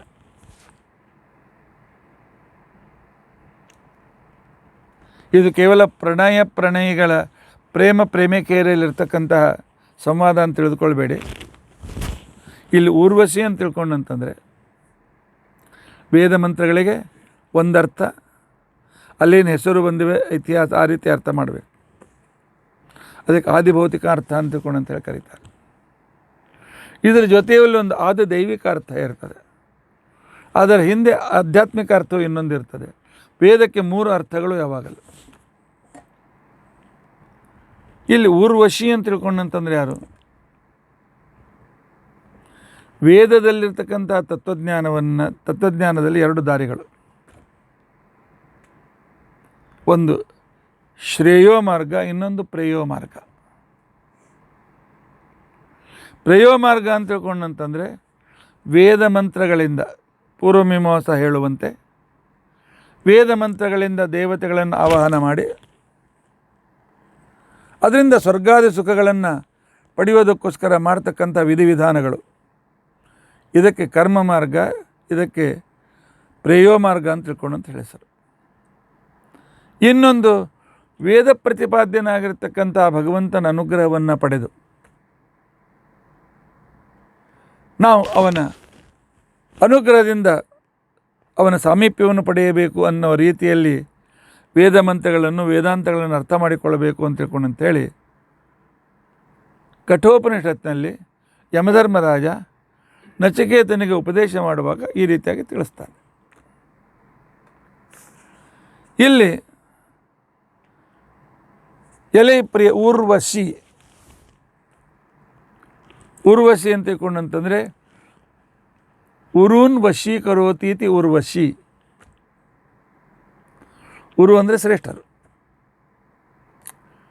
ಅವರನ್ನು ತನ್ನ ಕಡೆಗೆ ಆಕರ್ಷಣೆ ಮಾಡಿಕೊಳ್ಳುತ್ತದೆ ಅಂತಕ್ಕಂಥ ಕರ್ಮ ಮಾರ್ಗ. ಅದರಿಂದ ಬರ್ತಕ್ಕಂಥ ಸ್ವರ್ಗಾದಿಗಳು, ಸ್ವರ್ಗದಿಂದ ಬಂದಿರತಕ್ಕಂಥವಳು ಊರ್ವಶಿ. ಅಂದರೆ ಕರ್ಮ ಮಾರ್ಗದಲ್ಲಿ ಆಕರ್ಷಣೆ ಜಾಸ್ತಿ. ಆದರೆ ಕರ್ಮ ಮಾರ್ಗದಕ್ಕೆ ಒಂದು ಲಿಮಿಟ್ ಇರ್ತದೆ. ಪುಣ್ಯದಿಂದ ಸ್ವರ್ಗಕ್ಕೆ ಹೋದ, ಪುಣ್ಯ ಮುಗಿತು, ಸ್ವರ್ಗದಿಂದ ಕೆಳಗೆ. ಕ್ಷೀಣೇ ಪುಣ್ಯ ಮರ್ತಲೋಕಂ ವಿಶಂತಿ. ಪುರೂರವ ಊರ್ವಶಿಯನ್ನು ಪಡೆದ. ಊರ್ವಶಿ ಪುರೂರವನ ಹತ್ತಿರ ಬಂದಳು. ಪುರೂರವ ವೇದ ಮಂತ್ರ. ಪುರು ಅತ್ಯಂತ ಶ್ರೇಷ್ಠವಾದ ರವಧ್ವನಿ ವೇದ ಮಂತ್ರಗಳು. ವೇದ ಮಂತ್ರಗಳಿಂದ ಸ್ವರ್ಗಾದಿಗಳನ್ನು ಬಯಸಿದ ವ್ಯಕ್ತಿ ಆಗ ಅವನು ಕೆಲವು ದಿವಸ ಸುಖದಿಂದ ಇರ್ತಾನೆ. ಕ್ಷೀಣೆ ಪುಣ್ಯ ಮರ್ತ್ಯ ಲೋಕಂ ವಿಶಂತಿ. ಸ್ವಲ್ಪ ದಿವಸ ಊರ್ವಶಿ ಇದ್ಲು, ಹೊರಟೋಗ್ಬಿಟ್ಲು. ಆಗ ಅವನು ಹೇಳ್ತಾನೆ, ಇಲ್ಲ, ಈ ಸ್ವರ್ಗದಿಂದ ನನ್ನನ್ನು ಕೆಳಗೆ ಬೀಳಿಸಬೇಡಿ, ಸ್ವರ್ಗದಲ್ಲಿ ನಾನು ಇರ್ತೇನೆ, ಸ್ವರ್ಗ ನನ್ನ ಹತ್ರ ಇರಲಿ ಅಂತ ಅಂದಾಗ ಊರ್ವಶಿ ಹೇಳ್ತಾಳೆ, ನೋಡು, ಪುಣ್ಯ ಇರುವವರೆಗೂ ಈ ಸ್ವರ್ಗ ಸುಖ, ಇದನ್ನು ನೀನು ಕೈಯಿಂದ ಹಿಡಿಲಿಕ್ಕಾಗೋದಿಲ್ಲ. ವಾಯುವಂತೆ ಗತಿ, ಕಾಲಗತಿ ವಾಯುವಿನಷ್ಟು ವೇಗವಾಗಿರ್ತದೆ. ಆದ್ದರಿಂದಾಗಿ ನನ್ನನ್ನು ಪುನಃ ಸ್ವರ್ಗದಲ್ಲಿ ನಾನು ನಿತ್ಯವಾಗಿರ್ತೇನೆ ಅಂತೇಳಿ ಬಯಸಬೇಕಾಗಿದ್ದರೆ ಅದು ಮೋಕ್ಷವನ್ನು ಪಡೆಯಬೇಕು. ಆದ್ದರಿಂದ ನೀನು ನನ್ನನ್ನು ಪುನಃ ಪಡೆಯಬೇಕು. ಈಗ ಮನೆಗೆ ಹೋಗು, ಮತ್ತೆ ಸಾಧನೆ ಮಾಡ್ಕೊಂಡು ಬಾ. ಈಗ ನಿನ್ನ ಕೈಗೆ ನಾನು ಸಿಕ್ಕೋದಿಲ್ಲ ಅಂತ ತಿಳ್ಕೊಂಡಂತೆ. ಆಗ ಪುರೂರವ ಹೇಳ್ತಾನೆ, ಊರ್ವಶಿ, ನಿನ್ನ ವಿರಹದಿಂದ ನನ್ನ ಕ್ಷಾತ್ರ ತೇಜಸ್ಸು ಪೂರ್ತಿ ಹೊರಟೋಗಿದೆ.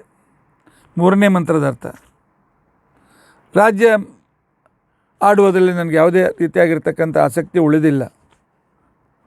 ನಾನೇ ಈ ರೀತಿಯಾಗಿ ಅನಾಸಕ್ತನಾದಾಗ ನನ್ನ ಸೈನಿಕರಲ್ಲಿರ್ತಕ್ಕಂಥ ಆ ಯುದ್ಧದ ಸಿಂಹನಾದ ಇತ್ಯಾದಿಗಳೆಲ್ಲೂ ನಿಂತೋಗ್ಬಿಟ್ಟಿದೆ. ಆದ್ದರಿಂದಾಗಿ ನೀನು ನನಗೆ ಈ ಕರ್ಮಸುಖ ಹೀಗೆ ಇರಲಿ, ಇಲ್ಲದೇ ಇದ್ದು ನಾನು ಸಂಪೂರ್ಣ ನಿಷ್ಪ್ರಭನಾಗ್ತೇನೆ ಅಂತ ಹೇಳಿದಾಗ ಆಗ ಊರ್ವಶಿ ತನ್ನ ಜೊತೆಗೆ ಬಂದ ಸಖಿಯರಿಗೆ ಹೇಳ್ತಾಳೆ.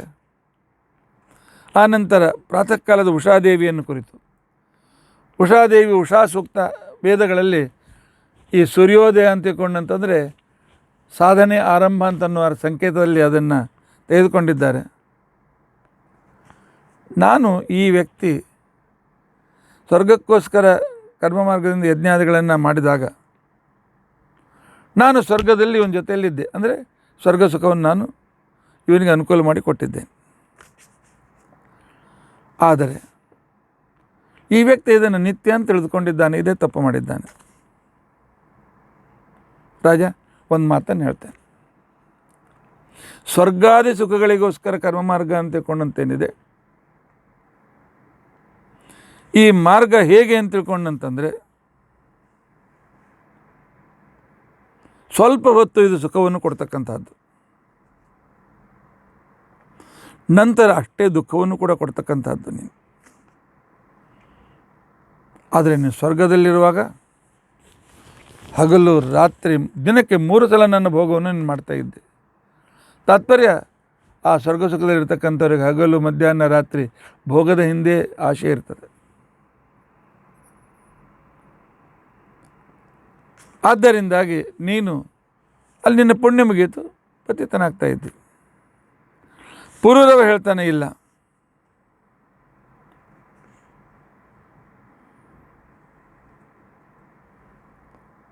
ಎಲೆ ಊರ್ವಶಿ, ಅವತ್ತು ನೀನು ಹೇಗೆ ಓದಿ ಅಂತ ತಿಳ್ಕೊಂಡಂತಂದರೆ, ಹೊಸದಾಗಿ ಪ್ರಸೂತವಾಗಿರ್ತಕ್ಕಂತಹ ಧೇನುವಿನಂತೆ ಶಬ್ದ ಮಾಡುವ ನೀನು. ಅಲ್ಲಿ ವೇದ ಅಂತ ಅರ್ಥ ಹೇಳ್ತಾ ಇದ್ದಾನೆ. ಅಂದರೆ ತಾತ್ಪರ್ಯ ಪರಸ್ಪರ ಆಕರ್ಷಣೆ. ಮಗುವನ್ನು ಕರುವಿನನ್ನು ಅಂಬಾ ಅಂಬಾ ಅಂತ ತಿಳ್ಕೊಂಡಂತೇಳಿ ಹೇಗೆ ಕರೀತದೆ ಹಾಗೆ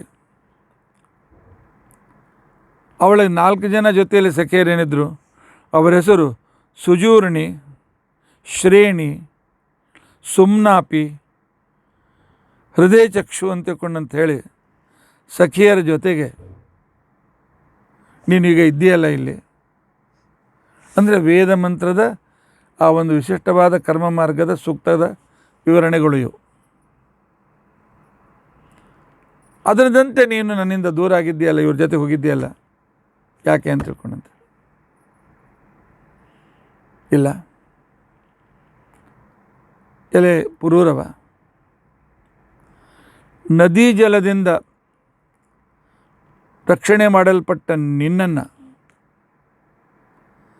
ದೇವತೆಗಳು ಕ್ಷತ್ರಿಯನಾಗಿ ಹುಟ್ಟಿಸಿದ್ದಿ. ಅದಕ್ಕೆ ಶತ್ರು ಸಂಹಾರ ಮಾಡು, ದಸ್ಯುಗಳನ್ನು ಸಂಹಾರ ಮಾಡು, ಕ್ಷತ್ರಿಯ ಧರ್ಮವನ್ನು ನಡೆಸುವಂತ ತಿಳ್ಕೊಂಡು ಹುಟ್ಟಿಸಿದ್ದಾರೆ.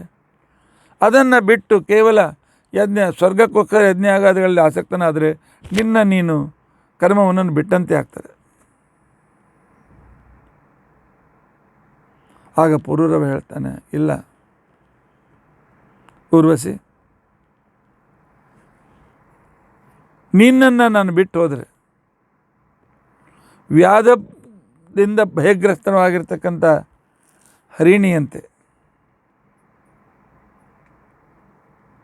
ಅಶ್ವದಂತೆ ನನ್ನಿಂದ ನೀನು ದೂರ ಆಗ್ತಾ ಇದ್ದೀಯಲ್ಲ ಅಂತ ತಿಳ್ಕೊಂಡಂತಂದರೆ, ಆ ಕಾಲಕ್ಕೆ ಅವಳು ಹೇಳ್ತಾಳೆ, ಆಶೆ ಹೀಗೆ ಇರ್ತಾರೆ. ಆಶೆಯ ಹಿಂದೆ ಹೇಗೆ ಆಶಾ ನಮ್ಮನ್ನು ಆಕರ್ಷಣೆ ಮಾಡ್ತದೆ. ವ್ಯಾಘ್ರ ಜಿಂಕೆಯನ್ನು ನೋಡ್ತದೆ, ಅದು ಹಿಂದೆ ಬಿದ್ದ ಕ್ಷಣಕ್ಕೇನೆ ಜಿಂಕೆ ಕುಣಿತಾ ಹಾರ್ತಾ ಜೋರಾಗಿ ಒಂದಕ್ಕೆ ಜಿಗಿತ ಭಾಳ ದೂರ ಹೋಗ್ಬಿಡ್ತದೆ, ಅದ್ರ ಕೈಲಿ ಸಿಕ್ಕೋದಿಲ್ಲ. ಅದೇ ರೀತಿಯಾಗಿ ನಮ್ಮ ಆಶೆ ಹೋಗ್ತಾ ಇರ್ತದೆ, ಫಲ ಸಿಕ್ಕೋದಿಲ್ಲ. ಅಷ್ಟೇ ಅಲ್ಲ, ವೇಗವಾಗಿ ಹೋಗ್ತಕ್ಕಂಥ ಕುದುರೆಯಂತೆ ಈ ಆಶಯಗಳು ಹೋಗಿರ್ತವೆ. ಅದ್ರ ಹಿಂದೆ ಬಿದ್ದ ವ್ಯಕ್ತಿ ಅದನ್ನು ಪಡೀಲಿಕ್ಕೆ ಆಗೋದಿಲ್ಲ. ಅಷ್ಟೇ ಅಲ್ಲ, ನೀನು ಈ ಭೋಗದ ಹಿಂದೆ ಹೋತೆ ಅಂತ ತಿಳ್ಕೊಂಡಂತಂದರೆ ನಿನ್ನ ಸರ್ವಸ್ವವನ್ನು, ನಿನ್ನ ತೇಜಸ್ಸನ್ನು, ನಿನ್ನ ಜೀವನದ ಉದ್ದೇಶವನ್ನು ನೀನು ಕಳೆದುಕೊಳ್ತೀವಿ. ಅದಕ್ಕೆ ಪುರೂರವ ಹೇಳ್ತಾನೆ 10ನೇ ಮಂತ್ರದಲ್ಲಿ, ಸ್ವರ್ಗದ ಸುಖ ನನಗೆ ಬೇಕು ಅಂತ ತಿಳ್ಕೊಂಡಂತೇಳಿ ನಾನು ಯಾಕೆ ಬೆಳೆಸಿದ್ದೇನೆ ಅಂತ ತಿಳ್ಕೊಂಡಂತಂದರೆ, ನನಗೆ ನಿನ್ನಿಂದ ಒಬ್ಬ ಶ್ರೇಷ್ಠ ಪುತ್ರ ಸಿಕ್ಕರೆ ನನ್ನ ವಂಶ ಉದ್ಧತವಾಗ್ತದೆ. ಅದರಂತೆ ನೀನು ಆ ರೀತಿಯಾಗಿರ್ತಕ್ಕಂಥ ಫಲವನ್ನು ನೀನು ಯಾಕೆ ಕೊಡಬಾರ್ದು? ಅಂದರೆ ಬೇಲೆ ಸ್ವರ್ಗದಿಂದ ಬಂದಿರತಕ್ಕಂಥ ಏನು ಉತ್ತಮವಾದ ಜನ್ಮಾದಿಗಳಿವೆ, ಆ ಜನ್ಮ ವೃಕ್ಷ ಮೋಕ್ಷದ ಸಾಧನೆಗೆ ಅನುಕೂಲವಾಗ್ತದೆ ಅನ್ನೋದನ್ನು ಇಲ್ಲಿ ಸೂಚನೆ ಮಾಡ್ತಾ ಇದೆ. ಆಗ ಊರ್ವಶಿ ಹೇಳ್ತಾಳೆ, ಪುರೂರವ, ನೀನು ಈಗಾಗಲೇ ನಿನ್ನ ಗರ್ಭ ನನ್ನ ಹೊಟ್ಟೆಯಲ್ಲಿ ಬೆಳೀತಾ ಇದೆ. ನಿನ್ನ ಜೊತೆಗೆ ನಾನು ಇರಬೇಕಂದ್ರೂ ಕೂಡ ನೀನು ವಚನವನ್ನು ಭಂಗ ಮಾಡಿದೆ. ವಚನ ಭಂಗ ಮಾಡಿದೆ ಅಂತ ತಿಳ್ಕೊಂಡಂತಂದ್ರೆ ಸ್ವರ್ಗದಲ್ಲಿದ್ದು ಅಲ್ಲಿಯೂ ಕೂಡ ನೀನು ಭಗವಂತನ ಧ್ಯಾನ ಮಾಡಿ ಶಾಶ್ವತ ಸ್ವರ್ಗ ಪಡಿಬೋದಾಗಿತ್ತು.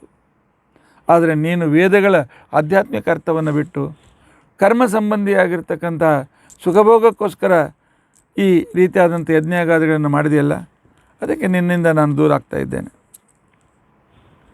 ಪುರೂರವ ಹೇಳ್ತಾನೆ, ಇಲ್ಲ, ನೀನು ಗರ್ಭಿಣಿ ಆದಮೇಲೆ ಪುತ್ರನನ್ನು ಕೊಡ್ತೀವಿ, ಆ ಬಾಲ್ಯಲ್ಲಿ ನಾವಿಬ್ಬರು ಕೂಡ ಅನುಭವಿಸೋಣಲ್ಲ, ಅದಕ್ಕೋಸ್ಕರ ನನ್ನನ್ನು ಯಾಕೆ ನೀನು ಬಿಟ್ಟು ಹೋಗ್ತಾ ಇದ್ದೀರಿ? ಅದಕ್ಕೆ ಉರ್ವಶಿ ಹೇಳ್ತಾಳೆ, ಇಲ್ಲ, ಹಾಗಾಗೋದಿಲ್ಲ. ಸ್ವರ್ಗದಿಂದ ಬಂದ ಮೇಲೆ ಸ್ವಲ್ಪ ಪುಣ್ಯವನ್ನು ಬಾಕಿ ಇಟ್ಟುಕೊಂಡು ಅವನು ಶುಚೀನಾಂ ಶ್ರೀಮತಾಂ ಗೇಹೆ ಯೋಗ ಭ್ರಷ್ಟೋಪಜಾಯತೆ ಅಂತ ತಿಳ್ಕೊಂಡಂತೇಳಿ ಒಳ್ಳೆಯ ಜನ್ಮ ಪಡಿತಾನೆ. ಒಳ್ಳೆಯ ಜನ್ಮ ಪಡೆದ ಮೇಲೆ ಅದೇ ಸ್ವರ್ಗ ಸುಖ ಬೇಕು ಅಂತಲ್ಲ, ಸಾಧನೆ ಮಾಡಬೇಕು. ಆದ್ದರಿಂದ ಅದು ನಿನಗೆ ಸಿಗಲಿಕ್ಕೆ ಸಾಧ್ಯವಿಲ್ಲ. ಯೋಗ್ಯ ಸಮಯದಲ್ಲಿ ನಿನಗೆ ನಾನು ನಿನ್ನ ಪುತ್ರನನ್ನು ಕಳಿಸ್ಕೊಡ್ತೇನೆ.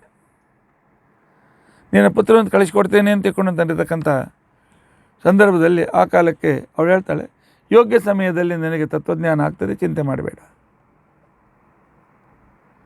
ಇಲ್ಲ, ನೀನು ನನ್ನ ಬಿಟ್ಟು ಹೋದರೆ ನಾನು ಸತ್ತೋಗ್ತೇನೆ. ಆಗ ನನ್ನ ದೇಹವನ್ನು ಈ ಕಾಡಿನಲ್ಲೇ ಸತ್ತೋಗ್ತೇನೆ. ನನ್ನ ದೇಹವನ್ನು ತೋಳಗಳು ತಿಂತೇವೆ. ಆದ್ದರಿಂದಾಗಿ ಈ ರೀತಿಯಾಗಿ ನನ್ನ ವಿನಾಶವಾಗ್ತದೆ ಅಂತ ತಿಳ್ಕೊಂಡಂತೆ. ಅಂದರೆ ಕರ್ಮ ಮಾರ್ಗದಿಂದ ಮನುಷ್ಯ ಯಾವಾಗ ಸುಖದಿಂದ ವಂಚಿತನಾಗ್ತಾನೆ, ಆಗ ಇನ್ನು ನನ್ನ ಜೀವನವೇ ಮುಗೀತು ಅಂತ ತಿಳ್ಕೊಂಡಂತೇಳಿ ಲೌಕಿಕ ಸುಖದಿಂದ ನಿರಾಶನಾಗಿ ಎಲ್ಲ ಸಾಧನೆಗಳನ್ನು ಬಿಟ್ಟು ಕೊಡ್ತಾನೆ. ಅಂಥವರಿಗೋಸ್ಕರ ಉರ್ವಶಿ ಸಂದೇಶ ಕೊಡ್ತಾ ಇದ್ದಾಳೆ 15 ಮತ್ತು 16ನೇ ಮಂತ್ರದಲ್ಲಿ. ಪುರೂರವ, ನೀ ಏನು ಬಯಸ್ತಾ ಇದ್ದೀಯಲ್ಲ, ಈ ಕರ್ಮ ಸುಖಗಳು ಅಂತ ತಿಳ್ಕೊಂಡಂತೇನಿವೆ, ಇವು ಜನರನ್ನು ಆಕರ್ಷಣ ಮಾಡುವ ಕಾಮಿನಿಯರಂತೆ. ಕೆಲವು ಹೆಣ್ಮಕ್ಳು ಇರ್ತಾರೆ, ಕೇವಲ ಅವರನ್ನು ಆಕರ್ಷಣೆ ಮಾಡೋದು, ಜೊತೆಗಿರೋದು, ಸಂಪತ್ತು ಎತ್ಕೊಂಡು ಹೋಗ್ಬಿಡೋದು. ಅಂಥ ಮಾರ್ಗ ಬಿಟ್ಟ ಕಾಮಿನಿಯರು ಅಂತ ತಿಳ್ಕೊಂಡಂತೇನಿದ್ದಾರೆ, ಅವರ ಹಿಂದೆ ಬಿದ್ದು ಈ ರೀತಿಯಾಗಿ ವ್ಯರ್ಥವನ್ನು ಹಾಳು ಮಾಡ್ಕೋಬೇಡ. ಕರ್ಮ ಮಾರ್ಗ ಬಿಗಿತ್ತು, ಉತ್ತಮವಾದ ಕುಲದಲ್ಲಿ ಹುಟ್ಟಿದ್ದು, ಇದನ್ನು ಹಾಳು ಮಾಡ್ಕೋಬೇಡ. ಈ ಕಾಮನೆಗಳು ಅಂತ ತಿಳ್ಕೊಂಡಂಥ ಕಾಮನೆಗಳು ಅನ್ನುವ ಕಾಮಿನಿಯರ ಹಸಿವೆ ವೃಕದಂತೆ ತೋಳದಂತೆ ಇರ್ತದೆ. ಆ ಸುಖಕ್ಕೆ ಎಷ್ಟು ಸುಖ ಪಟ್ಟರೂ ತೃಪ್ತಿ ಅಂತ ಆಗೋದಿಲ್ಲ. ಬೆಂಕಿಯಲ್ಲಿ ತುಪ್ಪ ಹಾಕಿದಂತೆ ಇನ್ನು ಬೆಳೀತಾ ಹೋಗ್ತದೆ. ಅದು ವೃಕಗಳಂತೆ ಅದರ ಹಸಿವೆ ಆಗಿರ್ತದೆ. ಅಂಥವರ ಹಿಂದೆ ನೀನು ಬೀಳಬೇಡ. ಯಾಕೆ ಅಂತ ತಿಳ್ಕೊಂಡಂತಂದರೆ, ಈಗ ಸ್ವರ್ಗ ಸುಖ ಅನುಭವಿಸಿದ್ದಿ, ಇನ್ನು ಅದರಿಂದ ಬಂದಿರತಕ್ಕಂಥ ಉತ್ತಮ ಜನ್ಮದಿಂದ ಉತ್ತಮವಾಗಿರ್ತಕ್ಕಂಥ ರೀತಿಯನ್ನು ಪಡೆಯೋದಕ್ಕೋಸ್ಕರ ನೀನು ಪ್ರಯತ್ನಿಸು. ಕಾಮಿನಿಯರು ಹೇಗೆ ಅತ್ಯಂತ ಕ್ರೂರರಾಗಿರ್ತಾರೆ, ಪ್ರಿಯಸಾಹಸರಾಗಿರ್ತಾರೆ, ತಮ್ಮ ಸ್ವಾರ್ಥಕ್ಕೋಸ್ಕರ ಗಂಡ ಮಕ್ಕಳು ಎಲ್ಲರನ್ನೂ ಕೊಂದು ಹೊರಟೋಗ್ತಾರೆ. ಈಗ ಎಷ್ಟೋ ಸಲ ನೋಡ್ತೇವೆ, ಗಂಡನನ್ನು ಕೊಲ್ಲಿಸಿ ಪ್ರಿಯಕರ ಜೊತೆ ಕೂಡಿ ಹೋಗ್ತಕ್ಕಂಥ ಅನೇಕ ರೀತಿಯಾದ ಕಥೆಗಳನ್ನು ನಾವು ಕೇಳ್ತೇವೆ. ಅದೇ ರೀತಿಯಾಗಿ ಈ ಕಾಮನೆಯಿಂದ ಮಾಡಿರ್ತಕ್ಕಂಥ ಸಾಧನೆಗಳಿಂದ ಸಿಗ್ತಕ್ಕಂಥ ಸುಖ ಇದೇ ರೀತಿಯಾಗಿರ್ತದೆ. ನಮ್ಮ ಮಾಡಿರ್ತಕ್ಕಂಥ ಪುಣ್ಯ ಮುಗಿತು ನಿರ್ದಯವಾಗಿ ನಮ್ಮಿಂದ ಹೊರಟೋಗ್ಬಿಡ್ತದೆ. ಆಗ ನಾವು ಪೂರ್ತಿ ಪತಿತರಾಗಿಬಿಡ್ತೇವೆ. ಹೇಗೆ ಕಾಮಿನಿಯರು, ಅವರು ದಿನ ದಿನ ಹೊಸ ಪುರುಷ ಬೇಕು, ಅದೇ ರೀತಿಯಾಗಿ ಕರ್ಮದ ಹಿಂದೆ ಅಂದರೆ ಲೌಕಿಕ ಸುಖದ ಹಿಂದೆ ಬಿದ್ದ ವ್ಯಕ್ತಿ ಅಂತ ತಿಳ್ಕೊಂಡಂತೇನಿದ್ದಾನೆ, ಅವನಿಗೆ ಇರ್ತಕ್ಕಂಥದ್ದಿಲ್ಲ. ಇದನ್ನು ಬಿಟ್ಟು ಇನ್ನೊಂದು ಬಿಟ್ಟು ಇನ್ನೊಂದು, ಈ ಕಂಪನಿ ಬಿಟ್ಟು ಮತ್ತೊಂದು ಕಂಪನಿ ಹೆಚ್ಚು ಸಿಗ್ತದೆ. ಎಲ್ಲಿಯೂ ಯಾವುದೇ ರೀತಿಯಾಗಿರ್ತಕ್ಕಂಥ ಸ್ಥಿರತೆ ಅವನಲ್ಲಿ ಇರೋದಿಲ್ಲ. ಆದ್ದರಿಂದ ನೀನು ಈ ರೀತಿಯಾಗಿ ಮಾಡಬೇಡ. ನೀನು ಉತ್ತಮ ಕುಲದಲ್ಲಿ ಹುಟ್ಟಿದ್ದೆ, ಮನುಷ್ಯ ರೂಪಧಾರಿಯಾಗಿರ್ತಕ್ಕಂಥ ನೀನು ಯಜ್ಞ ಕರ್ಮಗಳಿಂದ ಜ್ಞಾನ ಕರ್ಮದ ಶ್ರೇಯೋ ಮಾರ್ಗವನ್ನು ಹಿಡಿದು ನನ್ನ ಆಸೆ ಬಿಟ್ಬಿಡು. ಆ ಶ್ರೇಯೋ ಮಾರ್ಗದಿಂದ ನಿನಗೆ ವಿಶಿಷ್ಟವಾಗಿರ್ತಕ್ಕಂಥ ಸ್ಥಾನ ಸಿಗ್ತದೆ ಅಂತ ಹೇಳ್ತಾರೆ.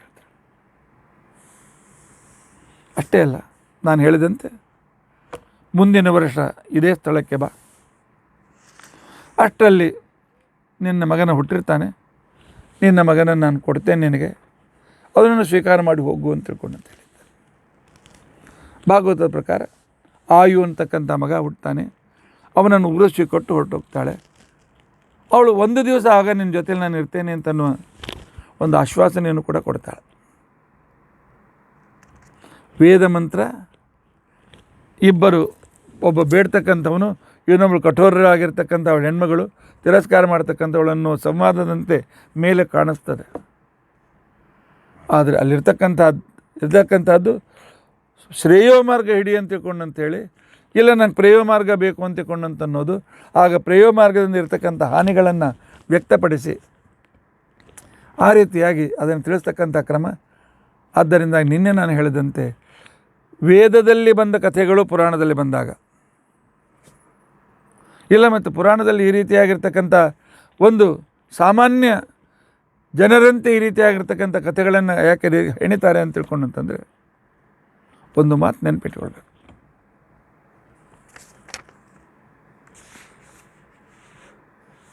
ಸಾಹಿತ್ಯ ದರ್ಪಣ ಅಂತನ್ನೋದು ವಿಶ್ವನಾಥ ಅಂತನ್ನುವ ಲಕ್ಷಣ ಗ್ರಂಥ ಬರೆದ ವ್ಯಕ್ತಿ ಹೇಳ್ತಾನೆ, ಭಾಗವತಾದಿ ಗ್ರಂಥಗಳು ಅಂತೇನಿವೆ ಇವು ಶಾಸ್ತ್ರ ಕಾವ್ಯಗಳು ಅಂತ ಹೇಳಿ, ಇವುಗಳಿಗೆ ಶಾಸ್ತ್ರಕಾವ್ಯ ಅಂತ ತಿಳ್ಕೊಂಡಂತೇಳಿ ಕರೀತಾರೆ. ಆದ್ದರಿಂದಾಗಿ ಕಾವ್ಯದಂತೆ ಶೃಂಗಾರಾದಿ ರಸಗಳು ಇರ್ತದೆ, ಆದರೆ ಅದಕ್ಕೆ ಇನ್ನೊಂದು ಅರ್ಥ ಇರ್ತದೆ. ಶಾಸ್ತ್ರದ ಒಂದು ಆಧ್ಯಾತ್ಮಿಕವಾಗಿರ್ತಕ್ಕಂಥ ಅರ್ಥವೂ ಇರ್ತದೆ. ಆದ್ದರಿಂದಾಗಿ ಆಧ್ಯಾತ್ಮಿಕ ಅರ್ಥವನ್ನು ತಿಳಿದುಕೊಳ್ಳಲಿಕ್ಕೆ ನಾವು ಪುರಾಣದಿಂದ ಪ್ರಯತ್ನ ಮಾಡಬೇಕು ಅಂತ ಹೇಳಿ ವಿಶ್ವನಾಥ ಸಾಹಿತ್ಯ ದರ್ಪಣದಲ್ಲಿ ಇದರ ಬಗ್ಗೆ ವಿವರಣೆಯನ್ನು ಮಾಡ್ತಾನೆ. ಆದ್ದರಿಂದಾಗಿ ನಾವು ಯಾವಾಗ ರುಕ್ಮಿಣಿ ಶಿವಜಯವನ್ನು ಓದ್ತೇವೆ, ಪದರ ಶ್ರೀಪಾದಂಗಳವರು ಮಾಡಿರ್ತಕ್ಕಂಥದ್ದು,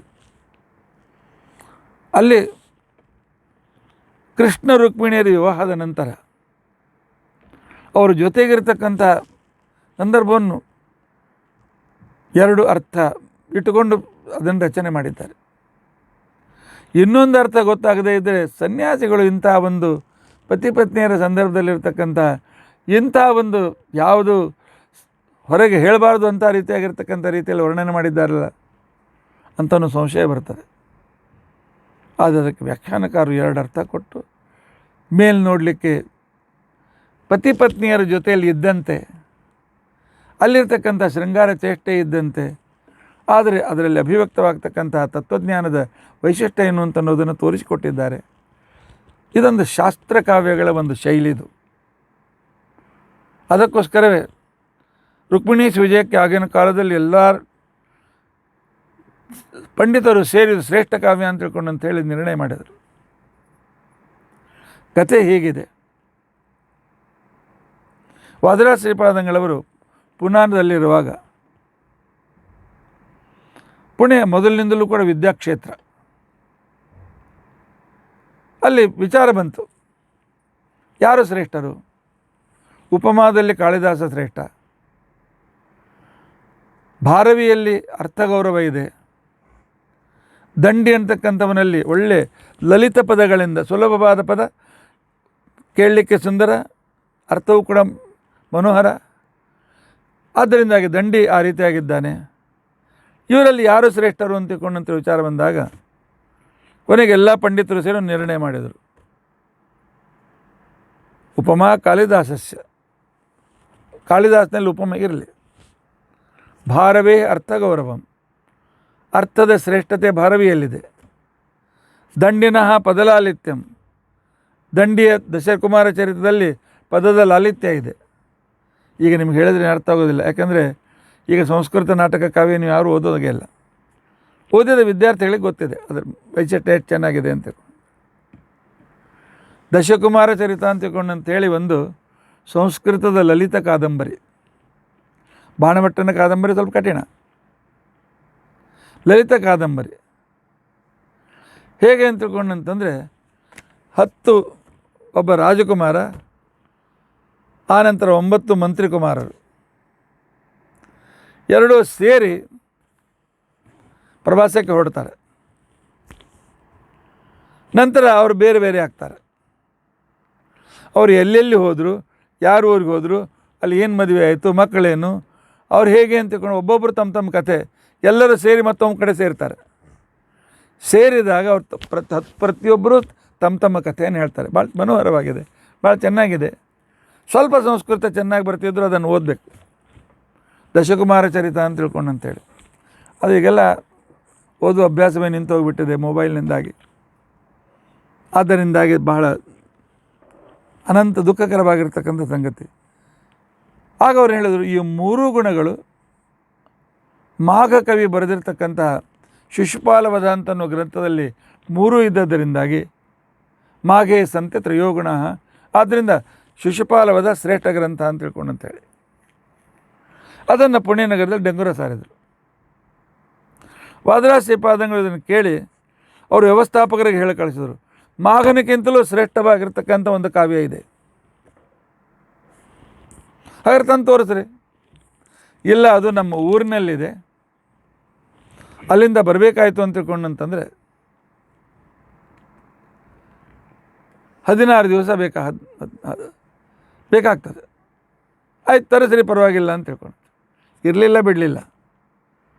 ವಾದರಾಜ ಶ್ರೀಪಾದಂಗಳವರು ಪಾಠ ಪ್ರವಚನದಲ್ಲಿ ರತರಾಗಿರ್ತಕ್ಕಂಥವರು ಪೂಜೆ ಮುಗಿದ ಮೇಲೆ ಗಂಧ ಹಚ್ಕೊಳ್ಳುವಾಗ ಶಿಷ್ಯನನ್ನು ಕೂಡಿಸ್ತಾಯಿದ್ರು. ನಾ ಶ್ಲೋಕ ಹೇಳ್ಕೊತ ಹೋಗ್ತೇನೆ, ಬರ್ಕೋತ ಹೋಗೋನು. ಅವ್ರು ಗಂಧ ಹಚ್ಕೊಂಡು, ಅಂಗಾರ ಹಚ್ಕೊಂಡು, ಅಕ್ಷಂತ ಹಚ್ಕೊಂಡು, ತೀರ್ಥ ತಗೊಂಡು ಎಷ್ಟರಲ್ಲಿ ಒಂದು ಸರ್ಗ ರಚನೆ ಮಾಡ್ತಿದ್ರು. ಶಿಷ್ಯ ಬರ್ಕೊಳ್ತಿದ್ದ. ಆನಂತರ ಅದು 16 ದಿವಸ ಆದಮೇಲೆ ಅದು ಮುಗೀತು. 16 ನಂಗೆ ನೆನಪಿಲ್ಲ ಸರ್ಗಗಳು. ಅದು ಅಷ್ಟು ದಿವಸ ಆದಮೇಲೆ ಮುಗೀತು. ಅದನ್ನು ವಾದರಾಜ ಶ್ರೀಪಾದಂಗಳು ಕಳಿಸಿಕೊಟ್ರು. ಅದ್ಭುತವಾಗಿರ್ತಕ್ಕಂಥ ಎಲ್ಲ 9 ರಸಗಳಿಂದ ಯುಕ್ತವಾದ ಗ್ರಂಥ. ಅದರ ಜೊತೆಗೆ ಸೇರಿರ್ತಕ್ಕಂಥದ್ದು ಭಕ್ತಿ ರಸ, ಜ್ಞಾನ ರಸ, ಶ್ಲೇಷಾತ್ಮಕವಾಗಿರ್ತಕ್ಕಂಥ ಆ ಅದ್ಭುತ ಕಾವ್ಯ ನೋಡಿ ಆ ಕಾಲಕ್ಕೆ ಇದೇ ಕಾವ್ಯ ಎಲ್ಲಕ್ಕಿಂತ ಶ್ರೇಷ್ಠ ಅಂತ ತಿಳ್ಕೊಂಡು ಅಂತೇಳಿ ಆನೆ ಅಂಬಾರಿ ಮೇಲೆ ಪುಣೆಯ ನಗರದ ರಸ್ತೆಗಳಲ್ಲಿ ಅದನ್ನು ಸಂಚಾರ ಮಾಡಿಸಿದರು, ಮೆರವಣಿಗೆ ಮಾಡಿದರು ಅಂತ ತಿಳ್ಕೊಂಡಂಥ ವರ್ಣನೆ ಬರ್ತದೆ. ಇಂಥ ಇದಕ್ಕೆ ಶಾಸ್ತ್ರ ಕಾವ್ಯಗಳು ಅಂತಂತವೆ. ಭಾಗವತವು ಕೂಡ ಆ ರೀತಿಯಾಗಿ ಭಾಗವತದಲ್ಲಿ ಕಥೆಗಳೂ ಇರ್ತದೆ, ಆನಂತರ ಮನೋರಮತೆಯೂ ಇರ್ತದೆ. ಭಾಗವತ ಜೊತೆಗಿರ್ತಕ್ಕಂಥ ಅದರ ಜೊತೆಗೆ ಶಾಸ್ತ್ರದ ಆಳವೂ ಇರ್ತದೆ. ನಿಜವಾಗಿ ಶಾಸ್ತ್ರದ ಆಳ ಪ್ರತಿ ಸಲ ಹೇಳಲಿಕ್ಕಾಗೋದಿಲ್ಲ, ಅದು ಪಾಠ ರೂಪದಿಂದ ನೀವು ಕಲಿಬೇಕಾಗಿರ್ತಕ್ಕಂಥದ್ದು. ಇರಲಿ, ಆದರೂ ನಿಮಗೆ ಸಂಶಯ ಬರಬಾರದು. ಇಂಥ ಅನಾನುಕೂಲತೆ ಇಲ್ಲಿದೆ, ಏನು ಪ್ರೇಮ ಇಂಥ ಕಥೆಗಳನ್ನು ತತ್ವಜ್ಞಾನ ಗ್ರಂಥದಲ್ಲಿ ಹೇಳ್ತಾರೆ ಅಂತ ತಿಳ್ಕೊಳ್ಬೇಡಿ. ಇದು ಪುರೂರವ ಮತ್ತು ಉರ್ವಶಿಯ ಕಥೆ ಅಂತ ತಿಳ್ಕೊಂಡಂತ ಅನ್ನೋದು ಇದು ಶ್ರೇಯೋ ಮಾರ್ಗ ಪ್ರೇಯೋ ಮಾರ್ಗದ ಒಂದು ಸಂಘರ್ಷದ ಕಥೆ. ಪ್ರೇಯೋ ಮಾರ್ಗಕ್ಕೆ ಮತ್ತು ಕೊನೆಗೆ ಶ್ರೇಯೋ ಮಾರ್ಗಕ್ಕೆ ವಿಜಯವಾಗ್ತಕ್ಕಂಥ ಕ್ರಮ ಅದು ಹೇಗೆ. ಆಗವಳು ಹೇಳ್ತಾಳೆ, 1 ವರ್ಷದ ನಂತರ ಬಾ, 1 ದಿವಸ ನಿನ್ನ ಜೊತೆ ಇಲ್ಲಿರ್ತೇನೆ, ನಿನ್ನ ಮಗನ ನಿನಗೆ ವಾಪಸ್ ಕೊಡ್ತೇನೆ ಅಂತ ಹೇಳಿ.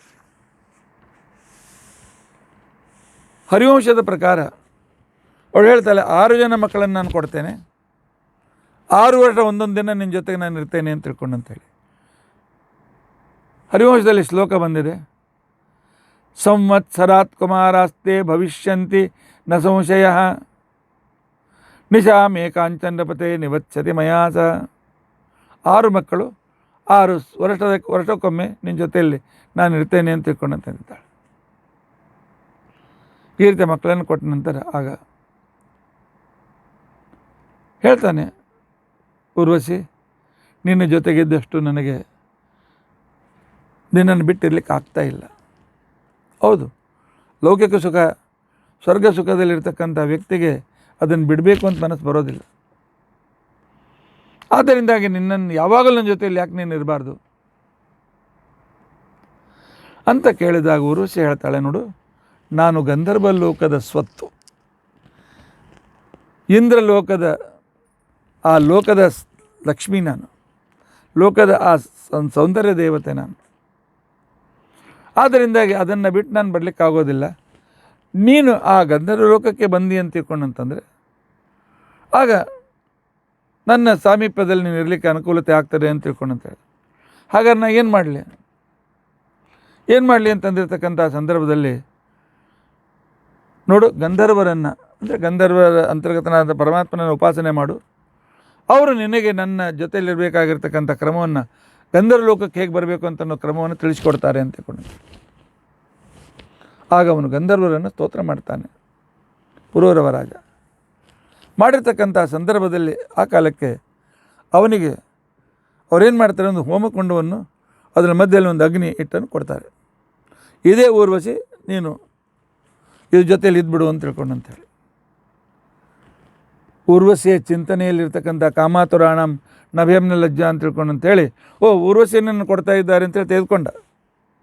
ಅಂದರೆ ಮನುಷ್ಯ ಭೋಗಾಸಕ್ತನಾಗಿರ್ತಕ್ಕಂಥ ಸಂದರ್ಭದಲ್ಲಿ ನಾ ಏನಂತ ತೆಗೆದುಕೊಳ್ತಾ ಇದ್ದೇನೆ ಅಂತ ಅನ್ನೋದು ಅವನಿಗೆ ಲಕ್ಷ್ಯ ಇರೋದಿಲ್ಲ. ಅವರು ಹೊರಟೋಗಿರ್ತಕ್ಕಂಥ ಸಂದರ್ಭದಲ್ಲಿ ನಂತರ ನೋಡ್ತಾನೆ, ಅಗ್ನಿ, ಹೋಮಕುಂಡ ಮತ್ತು ಅಗ್ನಿಯನ್ನು ಕೊಟ್ಟಿದ್ದಾರೆ. ತಸ್ಯ ಸಂಸ್ಥವತಃ ತುಷ್ಟ ಅಗ್ನಿಸ್ಥಾಲಿಂ ದದುರ್ನೃಪ ಊರ್ವಶೀಂ ಮನ್ಯಮಾನಹಾತ ನಾಬುದ್ಧತ ಚರನ್ವನೆ. ಅವ್ರೇನು ಹೇಳಿದ್ರು ಅಂತಂದರೆ, ನೋಡು, ಯಜ್ಞಸ್ಥಾಲಿ ತೆಗೆದುಕೋ, ಸರ್ವಯಜ್ಞ ಭೋಕ್ತನಾಗಿರ್ತಕ್ಕಂಥ ಪರಮಾತ್ಮನ ಆರಾಧನೆಯನ್ನು ಮಾಡು, ನಿನಗೇನು ಬೇಕಾದ್ರೆ ಸಿಗ್ತದೆ ಅಂತನ್ನುವ ಆ ಒಂದು ಸೂಚನೆಯಿಂದ ಅಗ್ನಿಸ್ಥಾಲಿಯನ್ನು ಕೊಟ್ಟು ಹೋಗ್ತಾರೆ. ಆದರೆ ಅವನು ಇದೇ ಊರ್ವಶಿ ಅಂತಿಕೊಂಡಂತೇಳಿ ಎದೆಗೆ ಹಚ್ಚಿಕೊಂಡು ತಿರುಗ್ತಾ ಇದ್ದ. ಕೊನೆಗೆ ಆ ಮದ ಇಳಿತು. ಆ ರೀತಿಯಾಗಿರ್ತಕ್ಕಂಥ ಆ ಆಸಕ್ತಿಯ ಮದ ಇಳಿದಾಗ, ನನಗೆ ಇವ್ರು ಮೋಸ ಮಾಡಿದರು, ಊರ್ವಶಿ ಅಂತ ತಿಳ್ಕೊಂಡಂತೇಳಿ ಅಗ್ನಿ ಸ್ಥಾಲಿಯನ್ನು, ಹೋಮಕುಂಡವನ್ನು ಮತ್ತು ಅಗ್ನಿಯನ್ನು ಕೊಟ್ಟಿದ್ದಾರಲ್ಲ. ವಿಶೇಷವಾದ ತತ್ವಜ್ಞಾನ ಗೊತ್ತಿರತಕ್ಕಂಥ ವ್ಯಕ್ತಿ ಇಲ್ಲ. ಅವರು ನನಗೆ ಹೇಳಿದ್ದಾರೆ, ತಪಸ್ಸನ್ನು ಪಡೆ, ತಪಸ್ಸನ್ನು ಮಾಡು, ತಪಸ್ಸಿನಿಂದ ನಿನಗೆ ಈ ರೀತಿಯಾಗಿರ್ತಕ್ಕಂತಹ ಆ ಊರ್ವಶಿ ನಿನಗೆ ಸಿಗ್ತಾಳೆ ಅಂತ ತಿಳ್ಕೊಂಡಂತೆ.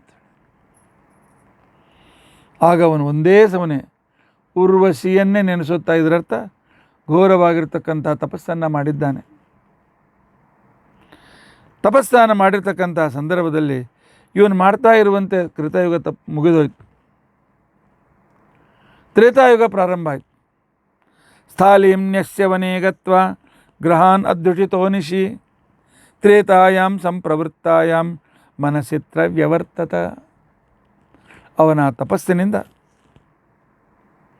ಅಗ್ನಿಸ್ಥಾಪನೆಯಿಂದ ಪ್ರಾರಂಭ ಮಾಡಿಕೊಂಡು ಸಕಲ ವೇದಗಳಿಗೆ ಅನುಕೂಲವಾಗುವಂತೆ ವೇದ 3 ಭಾಗವಾಗಿ ವ್ಯಕ್ತವಾಯಿತು. 3 ಭಾಗವಾಗಿ ವ್ಯಕ್ತವಾಗಿರ್ತಕ್ಕಂಥ ಸಂದರ್ಭದಲ್ಲಿ ಆಗ ಅದೇ ಋಕ್, ಯಜುಹು, ಸಾಮ. ಮೊದಲು ವೇದ, ಅನಂತ ವೇದ ಒಂದೇ ರೂಪದಲ್ಲಿತ್ತು. ಕೃತಯುಗದಲ್ಲಿ ಜನರು ಅನಂತ ವೇದಗಳ ತಿಳಿದುಕೊಳ್ಳುವ ಸಾಮರ್ಥ್ಯವುಳ್ಳವರಾಗಿದ್ದರು. ತ್ರೇತಾಯುಗ ಬಂದಂತೆ ಸಾಮರ್ಥ್ಯ ಕಡಿಮೆ ಆಯಿತು. ವೇದಗಳಲ್ಲಿ 3 ವಿಭಾಗವಾದವು. ಅನಂತರ ಅವನು, ಹಾಗಾದರೆ ನಾನು ಅಗ್ನಿಸ್ಥಾಲಿ ಮತ್ತು ಅಗ್ನಿಯನ್ನು ನಾನು ಕಾಡಿನಲ್ಲಿ ಇಟ್ಟು ಬಂದಿದ್ದೆ ತಪಸ್ಸಿಗೋಸ್ಕರ, ಅಲ್ಲಿ ಹೋಗಿ ಪುನಃ ಅದನ್ನು ತೆಗೆದುಕೊಳ್ಬೇಕು ಅಂತೇಳಿ ಬರ್ತಾನೆ. ಬಂದಿರತಕ್ಕಂಥ ಸಂದರ್ಭದಲ್ಲಿ ಅಗ್ನಿಸ್ಥಾಲಿ ಇಟ್ಟ ಸ್ಥಳದಲ್ಲಿ ಒಂದು ಅಶ್ವತ್ಥ ವೃಕ್ಷ ಬೆಳೆದಿತ್ತು. ಅದರ ಮಧ್ಯದಲ್ಲಿ ಬನ್ನಿ ವೃಕ್ಷ ಸೇರಿಕೊಂಡಿತ್ತು. ಇವೆಲ್ಲ ಯಜ್ಞದ ಸಂಕೇತಗಳು. ಅಶ್ವತ್ಥ ವೃಕ್ಷ ಯಜ್ಞಕುಂಡ, ಆ ನಂತರ ಬನ್ನಿ ಗಿಡ, ಇದು ಅಗ್ನಿ, ಬನ್ನಿ ಕಟ್ಟಿಗೆ, ಇದು ಅಗ್ನಿತತ್ವ. ಅದಕ್ಕೋಸ್ಕರ ಅಗ್ನಿತತ್ವವಾದ್ದರಿಂದಾಗಿ ಶನಿಯೂ ಕೂಡ ಅಗ್ನಿತತ್ವವಾದ್ದರಿಂದಾಗಿ ಅವನಿಗೆ ಬನ್ನಿ ಗಿಡದಿಂದಲೇ ಆ ಸಮಿದಾದಿಂದಲೇ ಆಹುತಿಯನ್ನು ಕೊಡ್ತಾರೆ. ಆಗ ಅವನೇನು ಮಾಡ್ದ ಅಂತ ತಿಳ್ಕೊಂಡಂತಂದರೆ, ಯಾವುದೇ ಕೆಲಸ ಆಗಬೇಕು ಅಂತ ತಿಳ್ಕೊಂಡಂತಂದರೆ ಇಬ್ಬರು ಬೇಕು. ಪತಿ ಪತ್ನಿ, ಅದರಿಂದ ಪುತ್ರ, ಗುರು ಶಿಷ್ಯ, ಅದರಿಂದ ವಿದ್ಯೆ. ಹಾಗೆ ಅವನೇನು ಮಾಡ್ದ, ಅಲ್ಲಿ 2 ಅರಣ್ಯಗಳನ್ನು ತೆಗೆದುಕೊಂಡು, ಅರಣ್ಯ ಅಂತಂದರೆ 2 ತುಂಡು, 2 ತುಂಡನ್ನು ತೆಗೆದುಕೊಂಡು ಕೆಳಗಿನ ಅರಣಿಯನ್ನು ಊರ್ವಶಿ ಅಂತ ಹೇಳಿ ತಿಳಿದುಕೊಂಡ, ಮೇಲೆ ತಾನು ಅರಣಿಯನ್ನು ತಾನು ಅಂತ ತಿಳಿದುಕೊಂಡು ಮಧ್ಯದಲ್ಲಿ ತನ್ನ ಪುತ್ರ ಅಂತ ತಿಳ್ಕೊಂಡು ತನ್ನ ಅಗ್ನಿಮಥನವನ್ನು ಮಾಡಿದ್ದಾನೆ. ಅಗ್ನಿಮಥನ ಮಾಡಿರ್ತಕ್ಕಂಥ ಸಂದರ್ಭದಲ್ಲಿ ಬರೀ ಕಥೆ ಕೇಳಬೇಡಿ, ಇಲ್ಲಿರ್ತಕ್ಕಂಥ ರಹಸ್ಯದ ಕಡೆಗೆ ಲಕ್ಷ್ಯ ಕೊಡಿ. ಆಗ 3 ಥರದ ಅಗ್ನಿಗಳು ಉತ್ಪನ್ನವಾದವು. ದಕ್ಷಿಣಾಗ್ನಿ, ಗಾರ್ಹಪತ್ಯಾಗ್ನಿ, ಆಹವನೀಯಾಗ್ನಿ. ಈ ಅಗ್ನಿ ನಮ್ಮ ಜೊತೆಯಲ್ಲಿ ಯಾವಾಗಲೂ ಬರ್ತಕ್ಕಂಥದ್ದು. ಅಗ್ನಿ ಕಾರ್ಯ ಪ್ರಾರಂಭ ಮಾಡ್ತಕ್ಕಂಥ ಸಂದರ್ಭದಲ್ಲಿ ಉಪನಯನದಲ್ಲಿ ಗುರುಗಳು ಯಾವ ಅಗ್ನಿಯನ್ನು ಕೊಡ್ತಾರೋ ದಕ್ಷಿಣಾಗ್ನಿ ಅದು. ಆನಂತರ ವಿವಾಹ ಕಾಲದಲ್ಲಿ ವಿವಾಹ ಹೋಮದಲ್ಲಿ ಪುರೋಹಿತರು ನಮಗೆ ಯಾವ ಅಗ್ನಿಯನ್ನು ನಮಗೆ ಕೊಡ್ತಾರೆ ಅದಕ್ಕೂ ಗಾರ್ಹಪತ್ಯ ಅಗ್ನಿ ಅಂತ ತಿಳ್ಕೊಂಡು ಅಂತ ಅನಿಸ್ಕೊಳ್ತಾರೆ.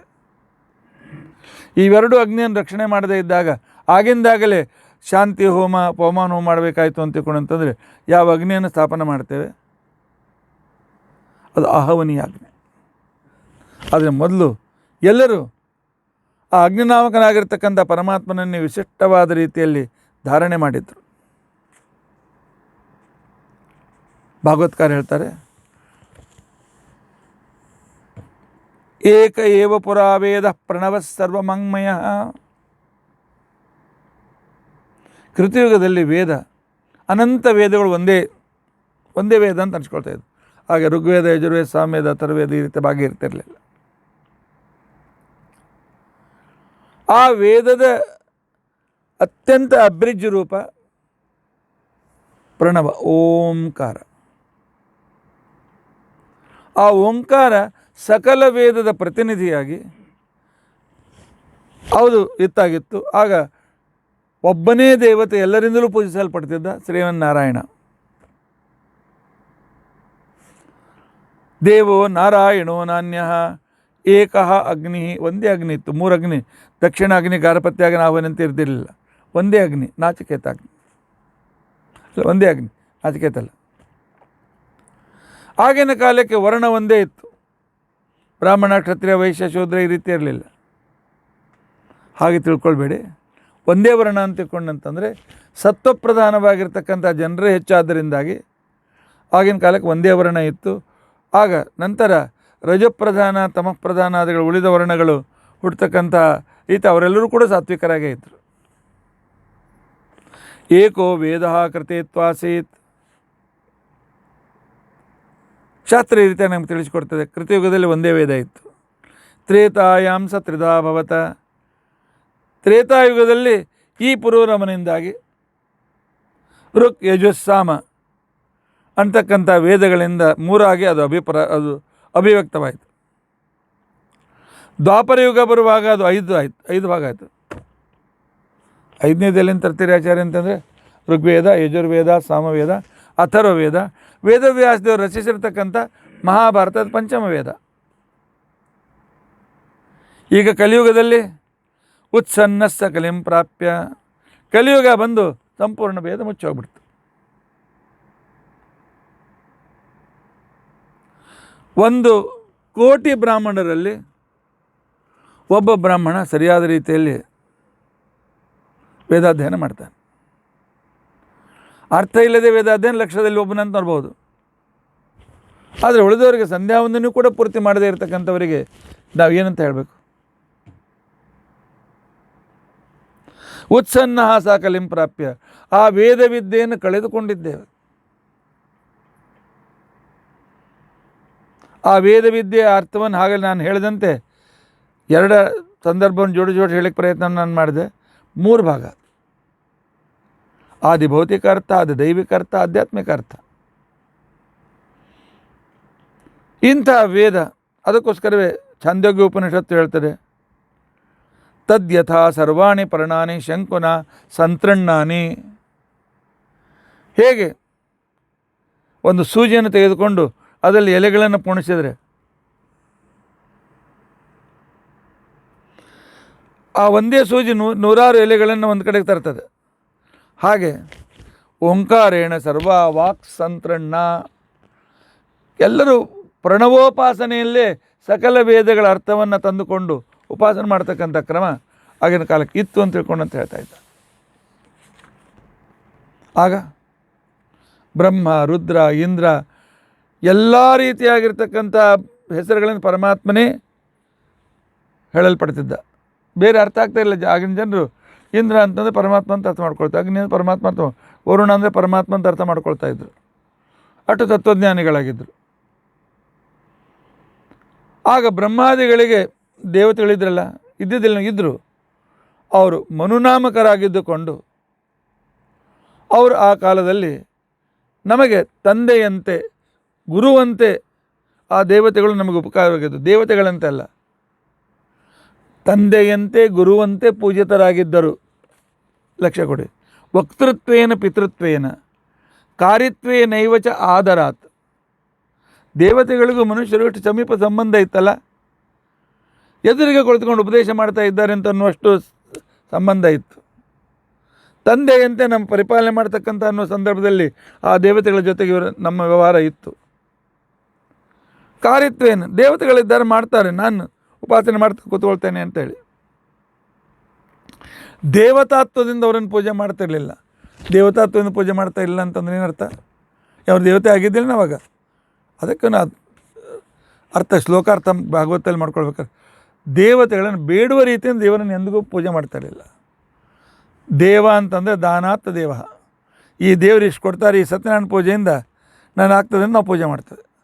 ಬೇಡಿಕೆ ಇಟ್ಟುಕೊಂಡು ಇದನ್ನ ಬೇಡ, ಮಗನಿಗೆ ಪ್ರಮೋಷನ್ ಬರಲಿ, ಅದು ಬರಲಿ, ಇದು ಬರಲಿ, ಈ ಗ್ರಹ ಪೀಡೆ ಹೋಗಲಿ ಅಂತನ್ನೋ ಕಾಮನೆಯಿಂದ ನಾವೇನು ಇವತ್ತಿನ ದಿವಸ ಭಗವಂತನ ಆರಾಧನೆ ಮಾಡ್ತೇವೆ, ದೇವತೆಗಳ ಆರಾಧನೆ ಮಾಡ್ತೇವೆ. ಹಾಗೆ ಇರಲಿಲ್ಲ. ಇವರು ನಮ್ಮ ತಂದೆ ತಾಯಿಗಳು, ಇವರು ನಮ್ಮ ಗುರುಗಳು ಅಂತನ್ನೋ ರೀತಿಯಲ್ಲಿ ಯಾವ ಬೇಡಿಕೆಯನ್ನೂ ಇಡದೆ ಇವರ ಅಂತರ್ಗತನಾದ ಭಗವಂತನನ್ನು ಸಂತೋಷಪಡಿಸುವುದೇ ನನ್ನ ಉದ್ದೇಶ. ಇಷ್ಟೇ ಒಂದು ಉದ್ದೇಶದಿಂದ ಆಗಿನ ಕಾಲಕ್ಕೆ ಇಟ್ಕೊಂಡು ಹೋಗ್ತಾ ಇದ್ದರು. ಅಗ್ನಿಷ್ಠೋಮಾದಿಭಿರ್ಯಜ್ಞೈ. ಇನ್ನು ಯಜ್ಞಾಗಾದಿಗಳಲ್ಲೇ ಇಂದ್ರಾಯ ಸ್ವಹ, ವರುಣಾಯ ಸ್ವಹ ಹಾಕಿದರು. ಎಲ್ಲ ದೇವತಾಂತರ್ಗತರಾಗಿರ್ತಕ್ಕಂಥ ಪರಮಾತ್ಮನನ್ನೇ ಪೂಜೆ ಮಾಡ್ತಾ ಇದ್ದರು. ಯಜ್ಞೋ ವೈ ಪರವಿಷ್ಣು ಅಂತೇಳಿ ಅಂತಕ್ಕಂಥ ಕ್ರಮದಲ್ಲಿ ಇತ್ತು ಆಗಿನ ಕಾಲದಲ್ಲಿ. ವಾಚಕನಾಗಿದ್ದ ಭಗವಂತನೇ ಆ ರೀತಿಯಾಗಿದ್ದ. ಪರೀಕ್ಷಿತ ರಾಜ ಇಂಥ ಅದ್ಭುತವಾಗಿರ್ತಕ್ಕಂಥ ಸ್ಥಿತಿ ಪುರೂರವರಾಜನಿಂದಾಗಿ ಇಷ್ಟು ಮುಂದೆ ಈ 3 ವೇದಗಳು ಮತ್ತು 3 ಥರದ ಅಗ್ನಿಗಳು ಇತ್ಯಾದಿಗಳೆಲ್ಲ ಪ್ರಾರಂಭವಾದವು. ಕೇವಲ ಊರ್ವಶಿಯರ ಆ ಪ್ರಣಯದ ಸಂದರ್ಭವನ್ನು ಇಟ್ಟುಕೊಂಡು ಕಥೆಯಿಂದ ಉಳಿತಕ್ಕಂಥವ್ರು ಇದ್ದಾರೆ. ಅದು ಪುರೂರವ ಜಗತ್ತಿಗೆ ಏನು ಉಪಕಾರ ಮಾಡಿದ ಅಂದರೆ ಲೌಕಿಕ ಕರ್ಮಫಲಗಳ ಆಶೆಯನ್ನು ಇಟ್ಟುಕೊಂಡು ಉಪಾಸಕನಾಗಿ ಮೊದಲಿದ್ದು, ಆ ನಂತರ ಕರ್ಮಫಲದ ಆಶೆಯನ್ನಿಟ್ಟು ಕರ್ಮಫಲ ತ್ಯಾಗ ಮಾಡಿ ಉಪಾಸನೆಯನ್ನು ಮಾಡುತ್ತಾ ಆ ಪರಮಾತ್ಮನ ವಿರಾಟವಾಗಿರ್ತಕ್ಕಂಥ ಅನುಗ್ರಹವನ್ನು ಪಡೆದ ಇಂಥ ಪುರೂರವನಿಗೆ ಮಗ ಹುಟ್ಟಿರ್ತಕ್ಕಂಥ ಆಯು, ಆ ವಂಶ ಹೇಗೆ ಬೆಳೀತು ಅಂತನ್ನೋದನ್ನು ನಾವು ತಿಳಿದುಕೊಳ್ಳಲಿಕ್ಕೆ ಪ್ರಯತ್ನಿಸೋಣ. ಇತಿ ಅದ್ಯ ಕಥಾ ಪ್ರಸಕ್ತಿ. ಇವತ್ತಿನ ಕನ್ಕ್ಲೂಷನ್ ಇಷ್ಟು ನೆನಪಿಟ್ಕೊಳ್ಳಿ. ಊರ್ವಶಿ ಪುರೂರವರ ಸಂವಾದ ಸಕಾಮ ಕರ್ಮ ನಿಷ್ಕಾಮ ಕರ್ಮಗಳ ಒಂದು ಪರಸ್ಪರ ಆಕರ್ಷಣೆಯ ಕಥಾ ಇದು. ಆ ನಂತರ ವ್ಯಾಖ್ಯಾನಕಾರರು ಇದನ್ನು ಮಾರ್ಗವನ್ನು ನಮಗೆ ಸೂಚನೆ ಮಾಡಿದ್ದಾರೆ. ಅದರ ಜೊತೆಯಲ್ಲಿ ಸಕಾಮ ಕ್ರಮದಿಂದ ನಿಷ್ಕಾಮ ಕರ್ಮೆಯಾಗಿ ಯಾವಾಗ ವ್ಯಕ್ತಿ ಉಪಾಸನೆಯನ್ನು ಮಾಡ್ತಾನೆ, ಆಗ ಕಾಮನೆಗಳು ಬದಿಗೆ ಸರಿತವೆ, ದೇವತೆಗಳ ಸಾಮೀಪ್ಯ ಹೆಚ್ಚಿಗೆ ಬರ್ತದೆ. ಆ ಕಾಲಕ್ಕೆ ಅವನು ವೇದದ ರಹಸ್ಯವನ್ನು ಅರ್ಥ ಮಾಡಿಕೊಳ್ತಾನೆ. 3 ತರಹದ ರೂಪದಲ್ಲಿ ವೇದ ಅಭಿವ್ಯಕ್ತವಾಯಿತು. ಸಾಂಗೋಪಾಂಗವಾಗಿರ್ತಕ್ಕಂಥ ಅಗ್ನಿ 3 ರೀತಿಯಿಂದ ಅಭಿವ್ಯಕ್ತವಾಯಿತು. ಎಲ್ಲ ರೀತಿಯಾಗಿರ್ತಕ್ಕಂಥ ಕರ್ಮಗಳು ಆಧ್ಯಾತ್ಮಿಕ ಕರ್ಮದಲ್ಲಿ ನಡೆದುವು ಅಂತಿಕೊಂಡಂತ ಅನ್ನೋದನ್ನು ಈ ಕಥಾಭಾಗದಿಂದ ನಾವು ಅರ್ಥ ಮಾಡಿಕೊಳ್ಳಿಕ್ಕೆ ಪ್ರಯತ್ನಿಸಬೇಕು. ಇಂಥ ಸಿಂಬಲ್ ಸಂಕೇತವನ್ನು ತಿಳಿದುಕೊಳ್ಳಲಿಕ್ಕೆ ಸ್ವಲ್ಪ ಕಷ್ಟ ಆಗೋದಕ್ಕೆ ನಿನ್ನಿನ ಇದರಲ್ಲೂ ಕೂಡ ನೀವು ಹೆಚ್ಚು ಉತ್ಸಾಹ ತೋರಿಸಿದಂತೆ ಕಾಣಿಸ್ಲಿಲ್ಲ, ಯಾರ ಪ್ರಶ್ನೆ ಬರಲಿಲ್ಲ. ಇವತ್ತು ಕೂಡ ಈ ಒಂದು ಸಂದರ್ಭವನ್ನು ಅರ್ಥ ಮಾಡಿಕೊಳ್ಳಿ. ಪುರಾಣದ ಕಥೆಗಳನ್ನು ಅರ್ಥ ಮಾಡಿಕೊಳ್ಳುವಾಗ ಎಚ್ಚರ ಆಚಾರ್ಯರ ಮಾರ್ಗದರ್ಶನದಲ್ಲಿ ಅರ್ಥ ಮಾಡಿಕೊಳ್ಳೋಣ. ಇಲ್ಲದೇ ಇದ್ದರೆ ಇವು ಕೂಡ ಒಂದು ಆಧುನಿಕ ಕಾದಂಬರಿಗಳಂತೆ ಒಂದು ಅಶ್ಲೀಲವಾಗಿರ್ತಕ್ಕಂಥ ಒಂದು ಗಂಟೆ ಕೂತ್ಕೊಳ್ತದೆ, ಆಗ ಪುರಾಣಗಳು ನಮ್ಮ ಸಾಧನೆಗೆ ಸಹಾಯಕವಾಗೋದಿಲ್ಲ. ಸಾಧನೆಗೆ ಸಹಾಯಕವಾಗಬೇಕಾಗಿದ್ದರೆ ಈ ರಹಸ್ಯಾರ್ಥವನ್ನು ತಿಳಿದುಕೊಳ್ಳಲಿಕ್ಕೆ ಪ್ರಯತ್ನಿಸಬೇಕು. ಶ್ರೀಕೃಷ್ಣಾರ್ಪಣಮಸ್ತು.